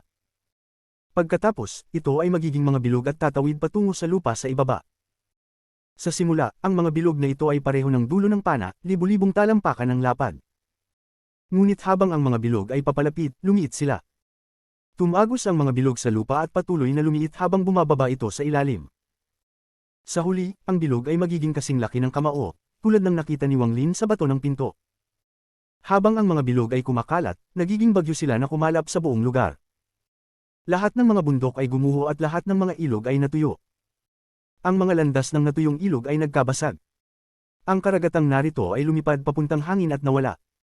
Ang basin na dating karagatang narito ay nawala na para bang may isang higanting kamay na pinatinag ito. Ang hindi mabilang na mga hayop ay namatay ng malupit at ang kanilang laman ay naglaho. Marahil ay wala na silang oras upang magbigay ng mga sigaw bago sila mamatay. Walang silbi ang pag-usapan ng mga halaman. Naging abo ito at lumipad na kasama ng bagyo. Mayroon ding mga cultivators na maaaring nagkaroon doon. Baka isang tao, isang sekta, o marami. Ngunit lahat sila ay namatay sa bagyong ito. Pinagpag ng bagyo ang buong mundo at winasak ang lahat. Kaya't ang mundong ito ay patag ngunit puno ng aura ng kamatayan. Ang mundong ito ay nakatago sa kalawakan. Dahil sa celestial energy mula sa pana, walang makakakita nito. Hanggang dumating ang realm ceiling formation at naglaban-laban ng inner at outer realms sa hindi mabilang na mga pagkakataon, isang araw, isang tao mula sa outer realm ang nakapagkwenta ng hindi malinaw na posisyon nito.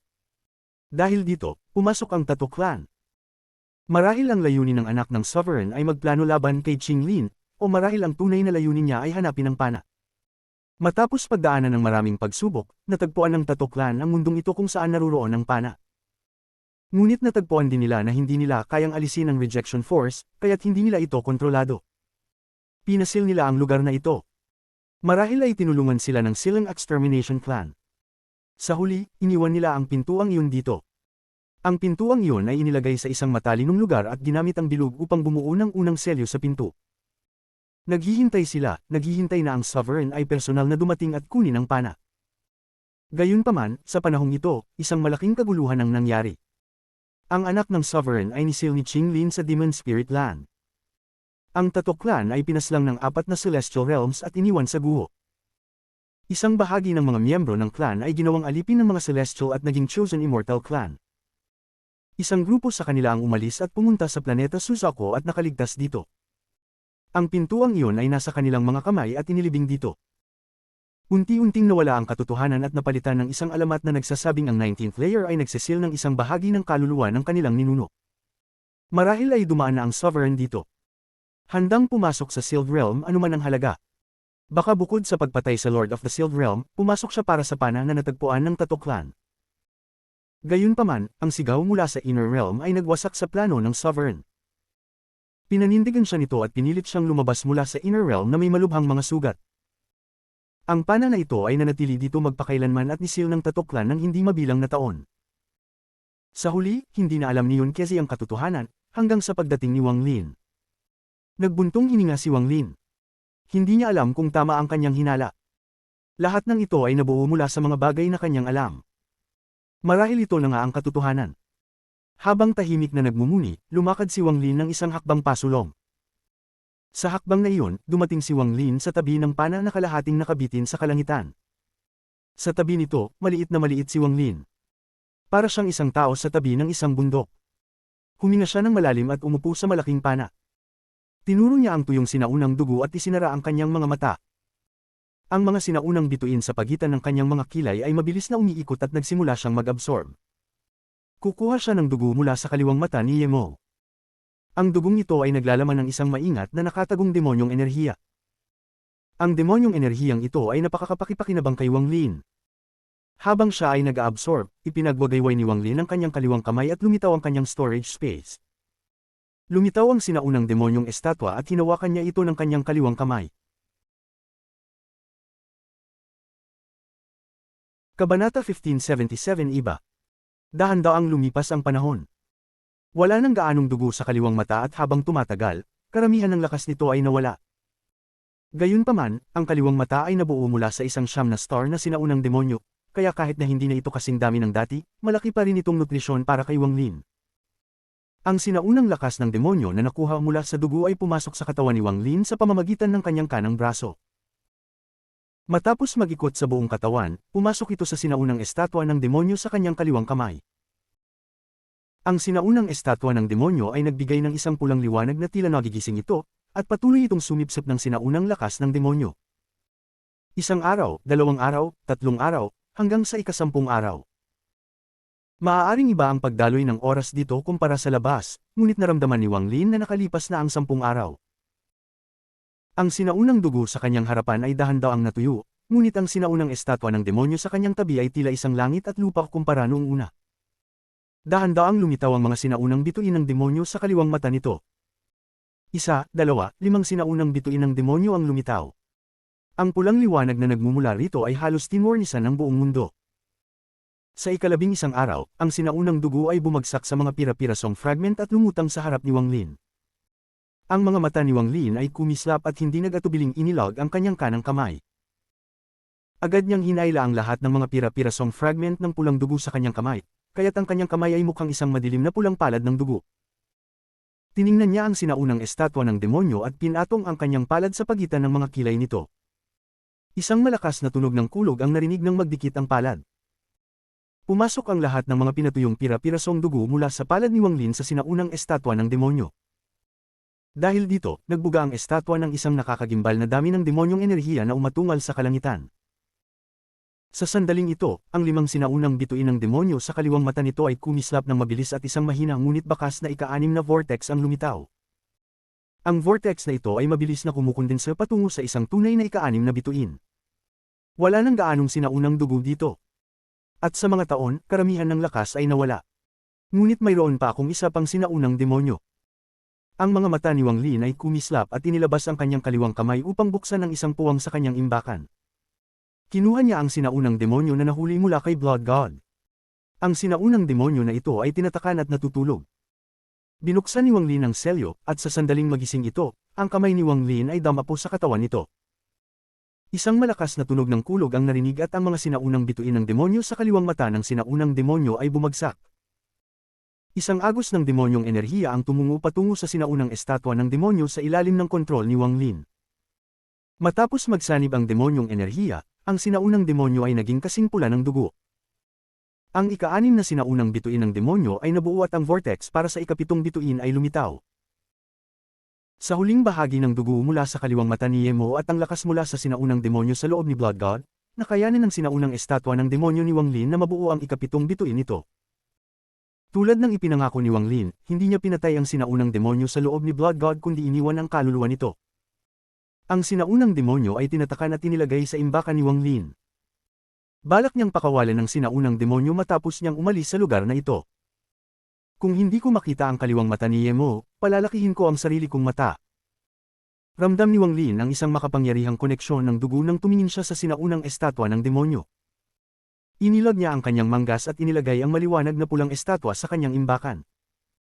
Matapos gawin ang lahat ng ito, tiningnan ni Wang Lin ang malaking pana sa ibaba niya at ang mga mata niya ay kumislap. Ang pana na ito ay akin na. Sa ligwang na pana, hindi ko alam kung gaano kalakas ito. Dahan-daang inilagay ni Wang Lin ang kanyang kanang kamay sa pana. Pinipilit niyang pigilan ang rejection force sa loob ng kanyang katawan at ginamit ang celestial bloodline power sa loob ng kanyang katawan. Nang umalis ang celestial energy, ang kanyang katawan ay nanginginig. Isang gintong liwanag ang lumabas mula sa kanyang orihinal na kaluluwa at ang kanyang katawan ay tila naging transparent. Isang pana ang dahan-daang lumitaw mula sa kanyang katawan. Ang panang ito ay parang mga tendons ni Wang Lin at nagbigay ng mga pagputok ng gintong liwanag mula sa kanyang katawan. Sa sandaling iyon, si Wang Lin ay ang pana. Nang lumitaw ang pana, ang malaking pana sa ibaba ni Wang Lin ay nanginginig. Tila naramdaman nito ang pana, at isang makapangyarihang arrow energy ang sumabog mula sa pana at tumama kay Wang Lin. Sa sandaling iyon, naramdaman ni Wang Lin ang isang sinaunang kaluluwa. Ang kaluluwang ito ay ang kaluluwa ng pana. Tila nagising ito mula sa pagkakatulog at pumasok sa katawan ni Wang Lin. Nakipag-ugnay ito sa pana. Manatiling kalmado si Wang Lin at dahan-daw ang sinabi, mas maliit. Sa sandaling nagsalita siya, ang malaking pana ay nanginginig at lumiliit. Agad itong dumaan mula sa butas at bumagsak ng libu-libong talampakan bago ito matigil. Kaunti pang maliit. Malamig ang tinig ni Wang Lin at ang pana ay nanginginig at mas lumiit pa. Habang lumiit ito, patuloy itong bumagsak mula sa butas hanggang sa umabot sa lupa. Isang malakas na tunog ng kulog ang narinig ng ang pana ay tumama sa lupa, tumusok sa lupa. Ang pana ay nanginginig, at si Wang Lin ay tumayo sa dulo ng pana, kung saan naruroon ang siyam na mga balahibo. Ang siyam na balahibo na ito ay napakamalambot. Tumayo si Wang Lin sa pana at ang kanyang katawan ay gumalaw pataas at pababa habang nanginginig ang pana.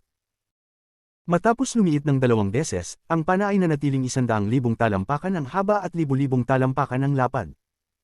Parang isang higanteng haligi na tumusok sa lupa ng Paulis. Habang tumatayo si Wang Lin sa pana, tiningnan niya ang butas sa kalangitan. Ganap itong itim sa loob, patungo sa isang hindi alam na lugar. Ang mga gilid ng butas ay dahan-daang gumagalaw. Tila ito ay unti-unting nagpapagaling. Ang lugar na ito ay kakaiba. Ibinaling ni Wang Lin ang kanyang ulo. Ang kanyang kanang kamay ay gumawa ng isang selyo at itinuro ang pana. Mas maliit, mas maliit, mas maliit. Muling nanginginig ang malaking pana at mabilis itong lumiit. Sa huli, nagsimulang magbigay ng liwanag. Tumapak si Wang Lin sa lupa at ang pana ay naging normal na sukat. Inabot ni Wang Lin ang pana at tinanggap ito sa kanyang kamay. Hawak ang pana, kumislap ang mga mata ni Wang Lin. Nakita niya ang 4 na mga rune sa pana. Ang mga ito ay mahahabang guhit at kumalat sa buong pana, nagbigay ng isang mahina na kislap. Ang 4 na rune ito ay may kaugnayan sa kaluluwa at maaaring magpataas ng lakas ng pana. Dati, ginamit ni Li Guang ang panang ito upang ipanundot ang kaliwang mata ni Yemo. I wonder anong mga kaluluwa ang ginamit niya. Nag-isip si Wang Lin sandali bago itinutok ang kanyang kaliwang kamay sa kanyang noo. Lumitaw ang kanyang mga sinaunang bituin ng Diyos at lumabas ang Emperor Furnace. Sa sandaling lumitaw ang malaking Emperor Furnace, nagsimulang mag-ikot ito ng dahan-dahan. Malinaw na nakita ni Wang Lin ang mga kaluluwa ng 2 tao sa loob ng furnace. Mahal na Nanjiao, mahal na Guru Tianjiao. Ang kanilang mga kaluluwa ay pinipigilan sa loob ng Emperor Furnace ni Wang Lin. Gagamitin ko ang kanilang mga kaluluwa upang patibayin ang panang ito. Nanatiling walang emosyon ng ekspresyon ni Wang Lin at itinuro ang Emperor Furnace. Ang furnace ay nanginginig, binuksan ng takip, at ang kanilang mga kaluluwa ay lumabas. Bago pa sila makatakas, hinawakan ni Wang Lin ang mga ito. Nagsigaw ang kanilang mga kaluluwa habang ipinilit ni Wang Lin na itulak ang mga ito sa pana sa kanyang kanang kamay. Ang mga rune sa pana ay nanginginig ng malakas at tumigil ang kanilang mga kaluluwa sa pagsigaw. Ang kanilang mga kaluluwa ay nagsanib sa 2 rune, at sa sandaling iyon, isang aura na umuuga ang kalangitan ng sumabog mula sa pana. Ang aurang ito ay napakabigat, kahit si Wang Lin ay nagulat. May 2 pang kaluluwa na kailangan, tungkol sa kung anong mga kaluluwa ang itatatak. Nag-isip si Wang Lin at inilabas ang kanyang kaliwang kamay. Lumitaw ang isang puwang patungo sa kanyang imbakan at isang malaking pavilion ang lumabas. Ito ang Earth Palace na natagpuan ni Wang Lin sa Ancient Tomb. May ilang mga bintana sa loob ng pavilion na iyon. Dati, nakita ni Wang Lin ang 3 makapangyarihang kaluluwa sa loob nito. Maliban na lamang kung ito ay isang huling hakbang, hindi ito maaaring buksan. Sa sandaling iyon, tinitigan ni Wang Lin ang Earth Palace at ang 3 kaluluwa sa loob nito. Pagkatapos ng ilang sandali ng pag-iisip, hindi kumilos si Wang Lin ng padalos-dalos at inilagay ang Earth Palace sa imbakan. Ang 3 kaluluwang iyon ay masyadong malakas. Sila ang mga kaaway ni Yemo na kanyang tinatakan sa kanyang bayan. Kung pakawalan ko sila ngayon, sa aking kasalukuyang lakas, ako ay magdurusa. Habang nag-iisip, napansin ni Wang Lin ang bilog sa dulo ng pana. Tinitigan niya ito ng ilang oras. Ang bilog na ito ay ang susi sa rejection force na nabuo mula sa pagsasanib ng celestial at sinaunang enerhiya. Gayunpaman, matapos ang matagal na oras, hindi pa rin nakita ni Wang Lin ang misteryo ng bilog na ito. Bumantong hininga siya at itinigil ang pagmamasid. Inilag niya ang kanyang kanang kamay at ang pana ay naging 7 sinag ng liwanag na pumasok sa kanyang katawan sa pamamagitan ng kanyang mga butas. Matapos ilagay ang pana, tiningnan ni Wang Lin ang paligid. Kumuha siya ng isang hakbang at ang kanyang katawan ay pumasok sa lupa. Sinundan niya ang mga bilog at nagtungo sa bato na pinto. Kalmado siyang dumating sa huling bilog kung saan naruroon ang bato na pinto. Hindi nag-atubiling inilag ang kanyang kanang kamay upang buksan ang bato na pinto. Pagkatapos ay pumasok siya at bumalik sa 18 na palapag. Nakatayo sa 18 na palapag, tiningnan ni Wang Lin ang bato na pinto at ito ay lumapit. Ipinatong niya ang maraming mga selyo bago siya maghanda umalis. Kailangan kong paigtingin ang Dao Fruits upang matapos ang aking buhay at kamatayan, karma, at mga tunay at maling esensya. Humarap si Wang Lin upang umalis, ngunit bigla siyang huminto. Tumingin siya sa pader na tinamaan ng lakas na ginamit niya upang buksan ang bato na pinto. Ang pader na iyon ay puno ng mga bitik at maraming mga bato ang nahulog. Ang isang bitik ay napakalalim at tila tumagos sa pader, na nagpapakita ng tanawin sa likod ng pader. Ang atensyon ni Wang Lin ay ganap na nakatutok sa pinto, kaya't hindi niya napansin ang bitik sa pader. Ngayon na siya ay kalmado na, napansin niyang kakaiba ito. Sinundan ng kanyang tingin ang bitik at bahagya niyang nakita na sa labas ay isang madilim na void. Ang aura na damaloy mula sa bitik ay pamilyar kay Wang Lin. Bumulong si Wang Lin, Foreign Battleground. Kabanata 1578 Pagbabago ng Langit. Ang ika-18 na palapag ng Tato Clan ay hindi matatagpuan sa kailaliman ng planeta Suzaku, kundi nasa Foreign Battleground. Lumapit si Wang Lin sa pader at ipinatong ang kanang kamay sa ibabaw nito. Narinig ang mga tunog ng pag-crack habang ang mga bitik ay nagkonekta at ang pader ay gumuho, na nagbukas ng isang puwang. Nakatayo si Wang Lin sa loob ng puwang. Sa kanyang harapan ay ang Foreign Battleground. Ang buong Foreign Battleground ay napakalaki, halos walang hanggan. Nakita ni Wang Lin ang ilang malalaking bangkay na dahan-daw ang lumulutang sa walang katapusang walang laman.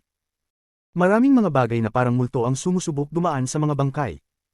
Sa malayo, tila may mga bagyong sumasalakay ng tahimik. Bagamat tahimik, tila may mga sigaw na umaabot sa kaluluwa. Ang mga bagyong ito ay nabuo mula sa mga bagay na parang multo. Ang isipan ni Wang Lin ay nanginig at ikinalat ang kanyang banal na pandama. Nakita niyang malinaw na sa sandaling ito, siya ay malapit sa isang napakalaking kalansay. Hindi ito kalansay ng isang tao, kundi isang nilalang na parang dragon. Nakatayo siya malapit sa bungo ng nilalang na ito.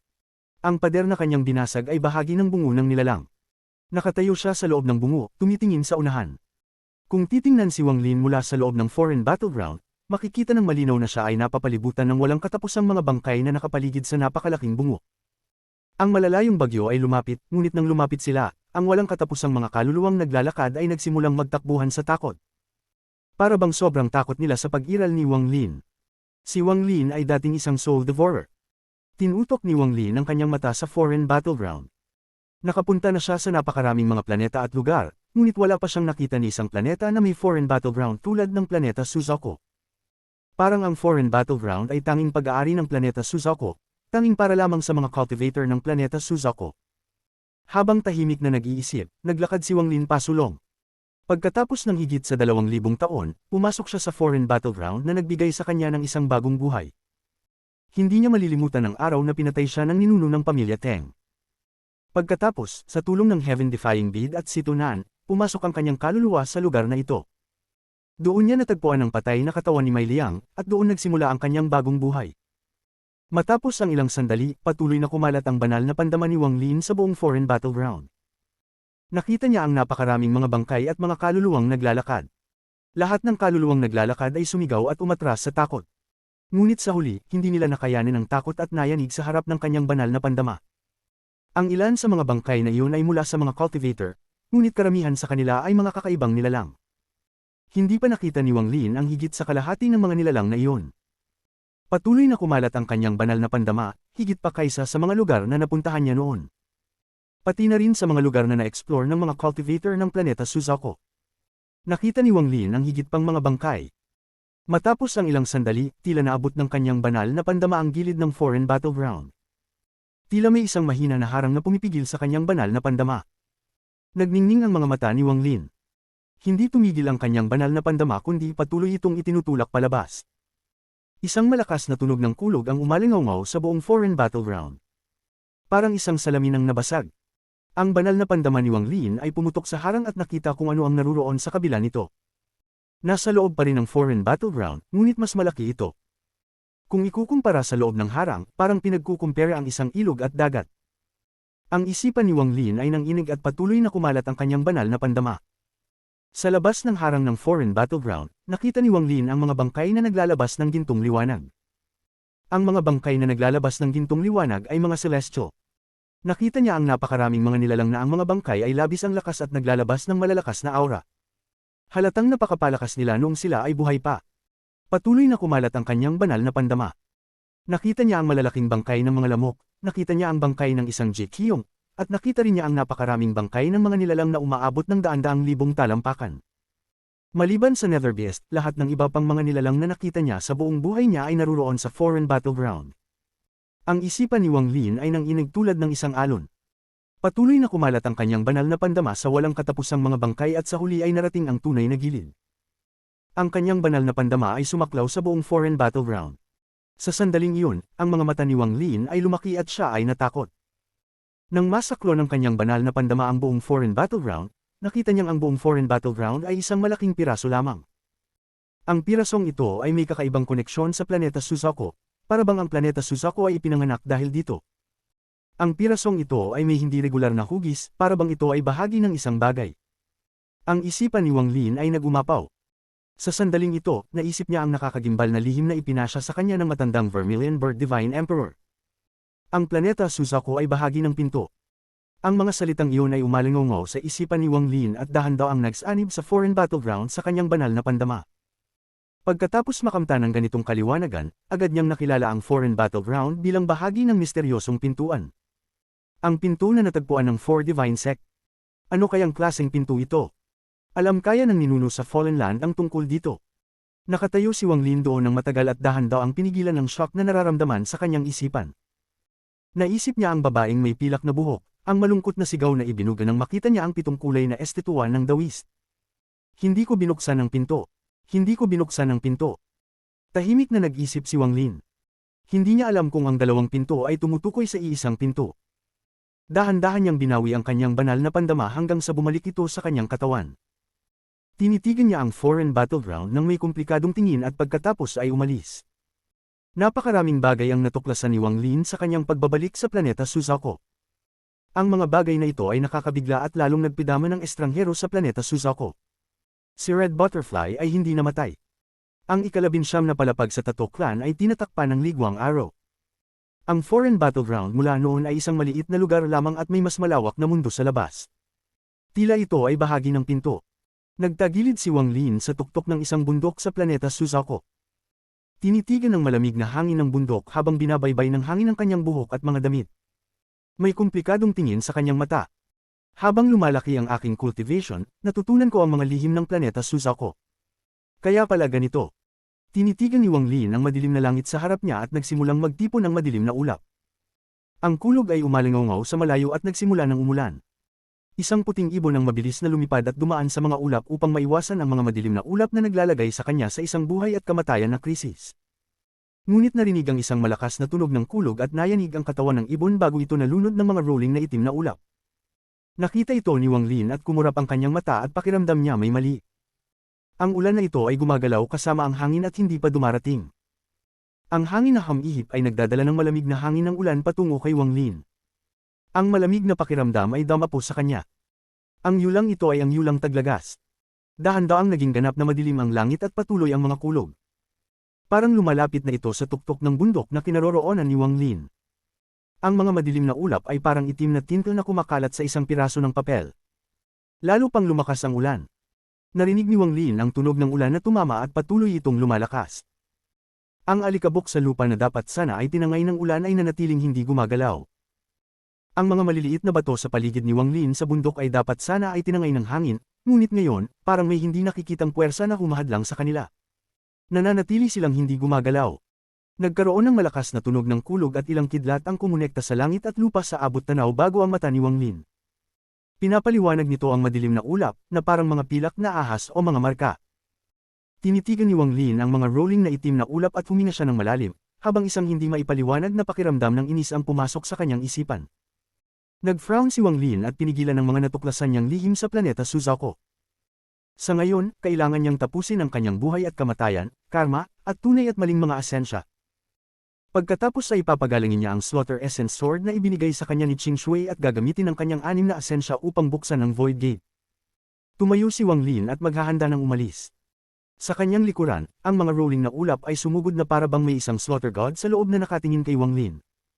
Nais nitong lamunin at sirain siya tulad ng ibon. Ang mga kidlat ay nag-cruise at kumikislap. Habang ang ulan ay bumagsak, isang killing intent ang sumabog mula sa itim na ulap. Ang killing intent ay dumating ng biglaan. Biglang huminto ang kanan niyang paa na halos tatapak at ang lahat ng buhok sa kanyang katawan ay nanindig. Ang matinding pakiramdam ng krisis sa buhay at kamatayan ay yumanig sa kanyang katawan habang nakatingin siya sa itim na ulap. Ang kanyang ekspresyon ay sobrang seryoso. May mali. Ang tatlong imahe na nakita ni Wang Lin noong nakaraan ay dumaan sa kanyang isipan. Namatay ang lumilipad na ibon, ang alikabok ay hindi damapo, at ang mga pebbles ay hindi gumalaw. Ang krisis sa buhay at kamatayan na ito ay lampas pa sa pakiramdam na naramdaman niya sa Ancient Tomb at higit pa sa anumang pagsubok na hinarap niya pagkatapos ng kanyang pagbabalik sa Inner Realm. Para itong buhay at kamatayan na dumating mula kay Red Butterfly at isang pagsubok na dapat pagdaanan ni Wang Lin. Tanging matapos niyang mabuhay sa krisis na ito ay magkakaroon siya ng karapatang magpatuloy sa buhay. Ito ang kaliwanagan na natamo niya sa sandaling makita ang rolling black cloud sa malayo. Pagbabago ng langit. Ang mga mata ni Wang Lin ay lumaki. Hindi siya nagdalawang isip na ipalaganap ang kanyang banal na pandama sa buong planeta at tumakbo patungo sa kalawakan. Nang makita niya ang kalawakan sa labas, nagbago ang kanyang ekspresyon. Kabanata 1579 Ang kalamidad ng Panginoon ng Sealed Realm. Ang kalawakan sa labas ng planeta Suzaku ay hindi madilim na may mga maliwanag na bituin, kundi pinalibutan ng asol na liwanag.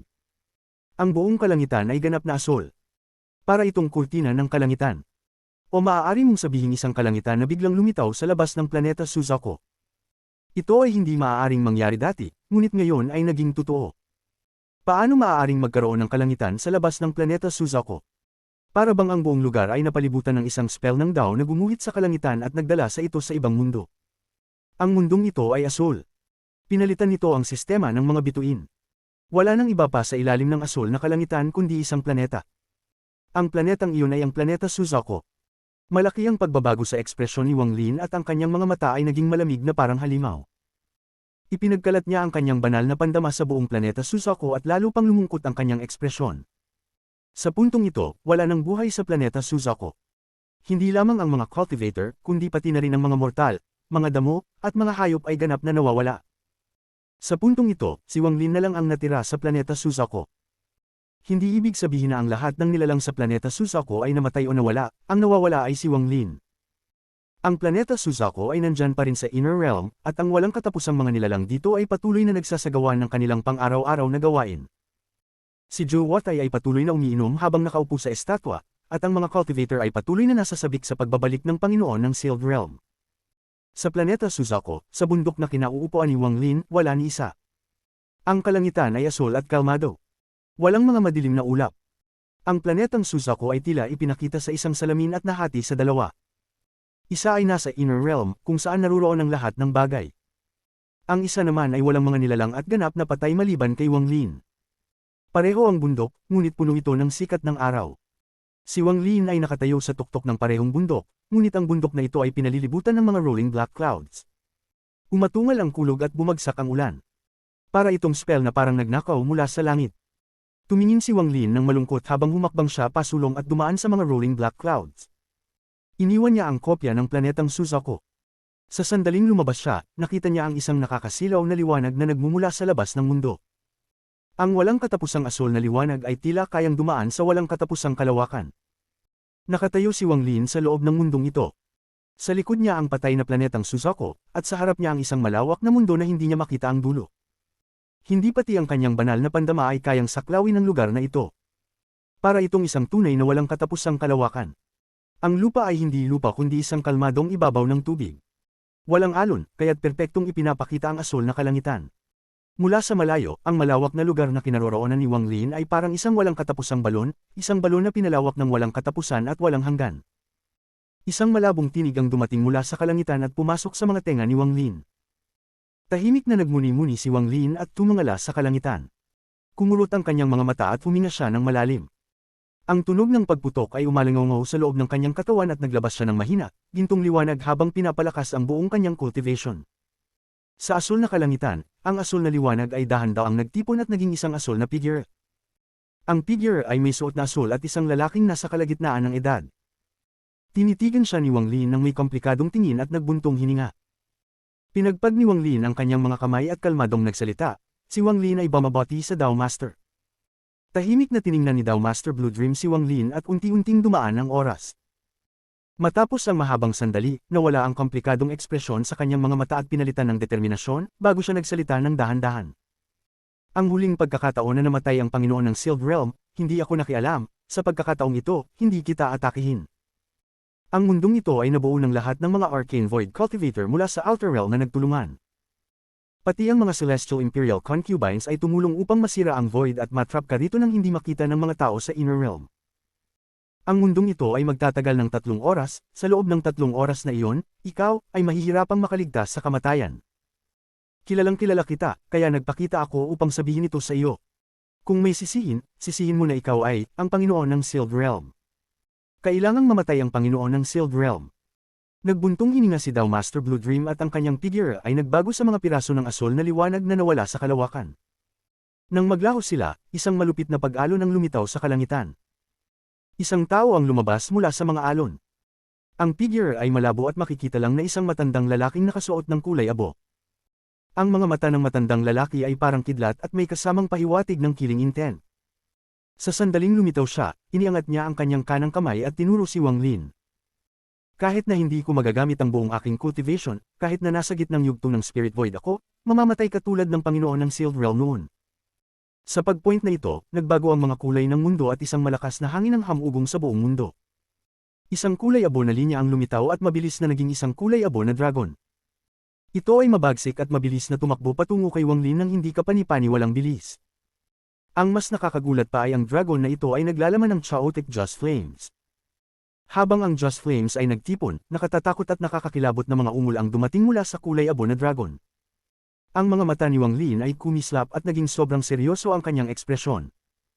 Hindi na niya isinasaalang-alang ang kanyang buhay at kamatayan sa oras na ito. Kung mabubuhay siya, makakaya niyang malampasan ito, at kahit na mamatay siya, makakaya niyang malampasan ito. Ito ang kalamidad ng Panginoon ng Sealed Realm. Ang dating Panginoon ng Sealed Realm ay namatay dahil sa pagkakaipit ng maraming cultivator mula sa Outer Realm na nasa ikatlong hakbang. Para itong isang siklo ng reincarnation, at ang kalamidad na ito ay muling bumangon kay Wang Lin ngayon. 3 oras. Malapit na ang kulay abo na dragon. Walang pag-aalinlangan na humakbang si Wang Lin pasulong at tinuro ang kalangitan. Ang Call the Wind ay lumitaw sa mundong asul at naging 13 na napakalakas na itim na dragon. Ang 13 itim na dragon ay umatungal at naglabas ng mahinang gintong liwanag habang tinutok ang kanilang mga katawan patungo sa kulay abo na dragon. Gintong kulay. Pinagmasdan ng matandang lalaki na nakasuot ng kulay abo ang mga mata niya. Nagkabanggaan sila sa isang iglap at isang malakas na tunog ng pag-uga ang umalingaw-ngaw. Ang kulay abo na dragon ay umikot habang nakikipag-ugnayan sa 13 itim na dragon. Ang mga ungol ay yumanig sa kalangitan at lupa. Sa ilalim ng epekto, ang buhok ni Wang Lin ay kumalabog at umatras siya ng ilang talampakan. Ang kanyang mukha ay pumuti at iniangat niya ang kanyang kanang kamao. Hindi siya sumugod, kundi lumiko at nagtapon ng isang suntok. Habang siya ay lumiliko, isang alon ang umalingaw-ngaw at isang matandang babae na may malabong figure ang lumitaw. Ang matandang babae ay may malungkot na ekspresyon habang iniangat ang kanyang tuyong kanang kamay at tinuro ang likuran ni Wang Lin. Ngunit ang sumalubong sa kanya ay ang suntok ni Wang Lin. Ang suntok at ang daliri niya ay nagbanggaan sa isang iglap. Nayanig ang katawan ni Wang Lin at umubo ng dugo habang natapon siya sa tabi. Ang matandang babae ay nayanig at ang kuko sa kanyang kanang hintuturo ay gumuho. Nagkaroon ng malamlam na kislap sa kanyang mga mata at lumakad siya patungo kay Wang Lin. May mga kakayahan ka. Dumadaloy ang dugo mula sa kanto ng kanyang bibig, ngunit ang kanyang mga mata ay kalmado. Alam niya na ang kalamidad ngayon ay magiging napakahirap lampasan at ang 3 oras na hinaharap niya ay parang isang malalim na bangin. Ngunit hindi niya matatanggap ang kanyang kamatayan. Walang sino man ang makakapagdikta ng aking kapalaran, kahit ang isang kalamidad ng buhay at kamatayan. Sa sandaling ito, habang siya ay umatras, itinutok ni Wang Lin ang kanyang kanang kamay sa kalangitan. Ang gintong liwanag ay biglang lumitaw mula sa wala at nagtipon upang maging isang marka ng palad. Gintong liwanag na naman. Kumurap ang mga mata ng matandang lalaking nakasuot ng kulay abo. Pati ang matandang babaeng nakasuot ng itim ay kumunat ang mga mata. Ngunit, sa paglitaw ng marka ng palad, isang nakakagimbal na enerhiya ng espada ang lumitaw sa likuran ni Wang Lin. Ang enerhiya ng espada ay sobrang lamig at nagbunga ng isang yelo sa likuran ni Wang Lin. Ang yelo ay nagmula sa kalawakan at dumaan patungo kay Wang Lin, naglalabas ng mga tunog na parang kumakaluskos habang dumadaan. May isang asul na maikling espada sa harap ng yelo. Napakabilis ng maikling espada. Nang lumitaw ito, ginamit ni Wang Lin ang War Spirit Print. Ang yelo ng kalangitan at lupa ay sumabog patungo kay Wang Lin. Ang walang katapusang liwanag ay nagtipon sa paligid ni Wang Lin. Isang higanting anino ng liwanag ang lumitaw sa paligid niya habang ang asul na espada ay papalapit. Nagbanggaan ang asul na espada at ang anino ng liwanag. Ang tunog ng pagkabasag ay umalingaw at ang Light and Shadow Shield ay naging isang higanting eskultura ng yelo. Ang malamig na espada ay dumaan sa eskultura ng yelo at tumahak patungo kay Wang Lin na may napakalaking intensyon ng pagpatay. Isang malakas na tunog ng pagsabog ang umalingaw at na-interrupt ang War Spirit Print ni Wang Lin. Umubo siya ng dugo at ang kanyang katawan ay tumilapon pasulong. Sa likuran niya, ang yelo ay patuloy na humahabol sa kanya. Ang ekspresyon ni Wang Lin ay naging malungkot at isang kislap ng liwanag na pulang dugo ang kumislap sa kanyang kamay. Ibinangon niya ang kanyang kamay at ang dugo ng espada ay tumalima patungo sa malamig na espada. Mula sa malayo, ang eksenang ito ay talagang nakakagimbal. Isang labanan ito sa pagitan ng liwanag ng dugo at malamig na yelo. Isang labanan ito sa pagitan ng kaligtasan at intensyon ng pagpatay. Sa isang iglap, nagbanggaan ang dalawang espada. Ang malalakas na tunog ng pagkabagsak ay umalingaw sa buong mundo. Ang mga kaunos-lunos na sigaw ay dumating mula sa dalawang espada. Ang malamig na espada ay nayanig at nahati, tumilapon pabalik. Ang dugo ng espada ay nayanig at ang liwanag ng dugo ay gumuho. Kinuha ni Wang Lin ang dugo ng espada at tumingin ng matalim sa harapan.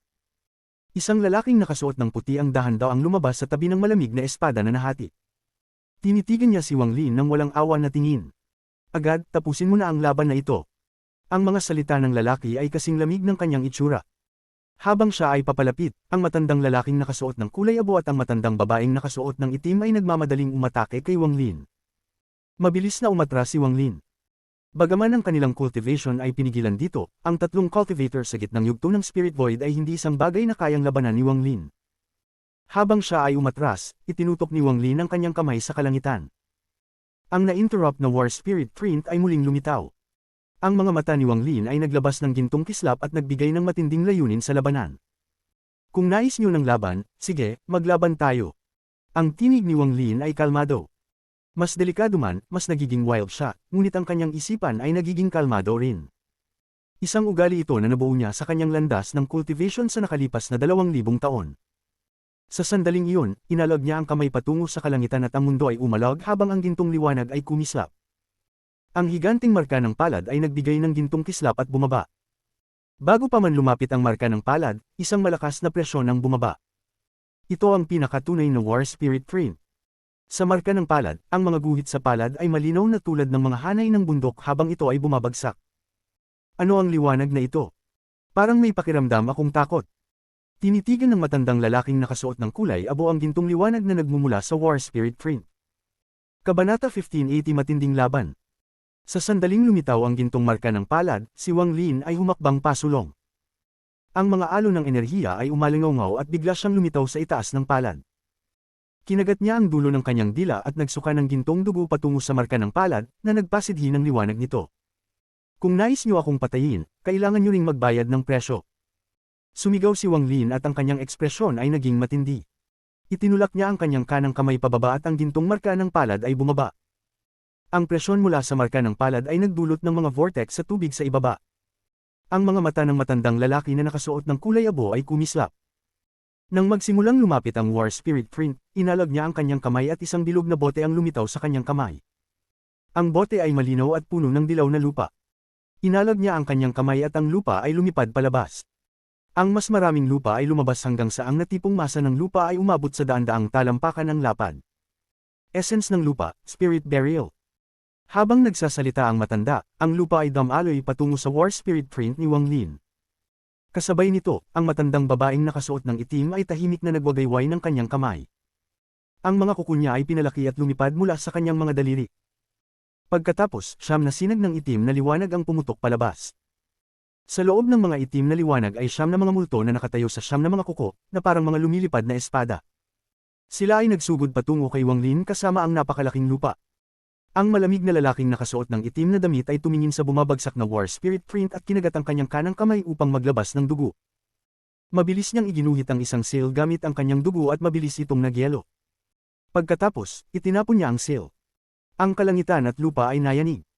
Ito ay isang banggaan ng mga spell mula sa mga third step na cultivators. Ang War Spirit Print ni Wang Lin ay nakipaglaban sa napakalaking lupa. Ang malalakas na tunog ng pagkabagsak ay umalingaw at ang lupa ay tumakip sa buong marka ng palad. Kasabay nito, ang siyam na mga kuko ay tumusok sa lupa patungo sa marka ng palad. Makalipas ang ilang sandali, ang nagyayelong marka ng dugo mula sa lalaki sa puti ay mabilis na lumapit. Sa sandaling ito ay tumama sa lupa, ito ay bumagsak, at pagkatapos ay isang malamig na enerhiya ang bamalat sa lupa at nagyelo ang buong bagay. Earth Collapse. Soul Slaughter. Freeze. Ang tatlo ay tumingin mula sa ibaba at tinitigan ang marka ng palad na napapaligiran ng kanilang mga spell. Halos sabay-sabay nilang sinabi ang mga salita, at pagkatapos ay isang malakas na rumble ang umalingaw at ang marka ng palad ay sumabog. Ang limang mga daliri ay nahulog na parang mga bundok. Habang ito ay bumabagsak, isang malakas na epekto ang kumalat.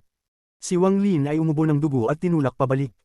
Siyam na mga kuko ang tumusok sa kanyang katawan, at ang mga sugat ay nagpapakita ng senyales ng pagiging lupa. Ang isang malamig na aura ay kumalat sa kanyang katawan na may intensyon ng pagpatay. Ang mga mata ni Wang Lin ay naging dugong pula at muling umubo siya ng dugo habang umatras. Sa maikling panahong ito, siya ay malubhang nasugatan. Nagpakita siya ng isang masakit na ngiti, ngunit ang kanyang mga mata ay puno ng napakalaking intensyon ng pagpatay. Inabot ng kanyang kanang kamay ang kalawakan at isang bote ng mga gamot ang lumitaw sa kanyang kamay. Habang siya ay malapit ng lunukan ng mga gamot, ang tatlo sa ibaba ay umaban. Parang binasag nila ang kalawakan, at agad silang lumapit kay Wang Lin.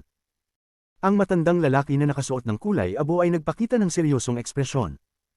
Hindi niya alam kung ano ang liwanag na ito, ngunit naramdaman niyang parang nakita na niya ito noon. Lumitaw siya sa kaliwa ni Wang Lin at itinuro ang kanyang kanang hintuturo. Nagkaroon ng kislap ng dilaw na liwanag at parang ang buong daliri niya ay gawa sa lupa. Tinuro niya ang bahagi sa pagitan ng mga kilay ni Wang Lin. Habang itinuturo niya, walang katapusang mga kaluluwa ng Just Flame ang damaloy palabas.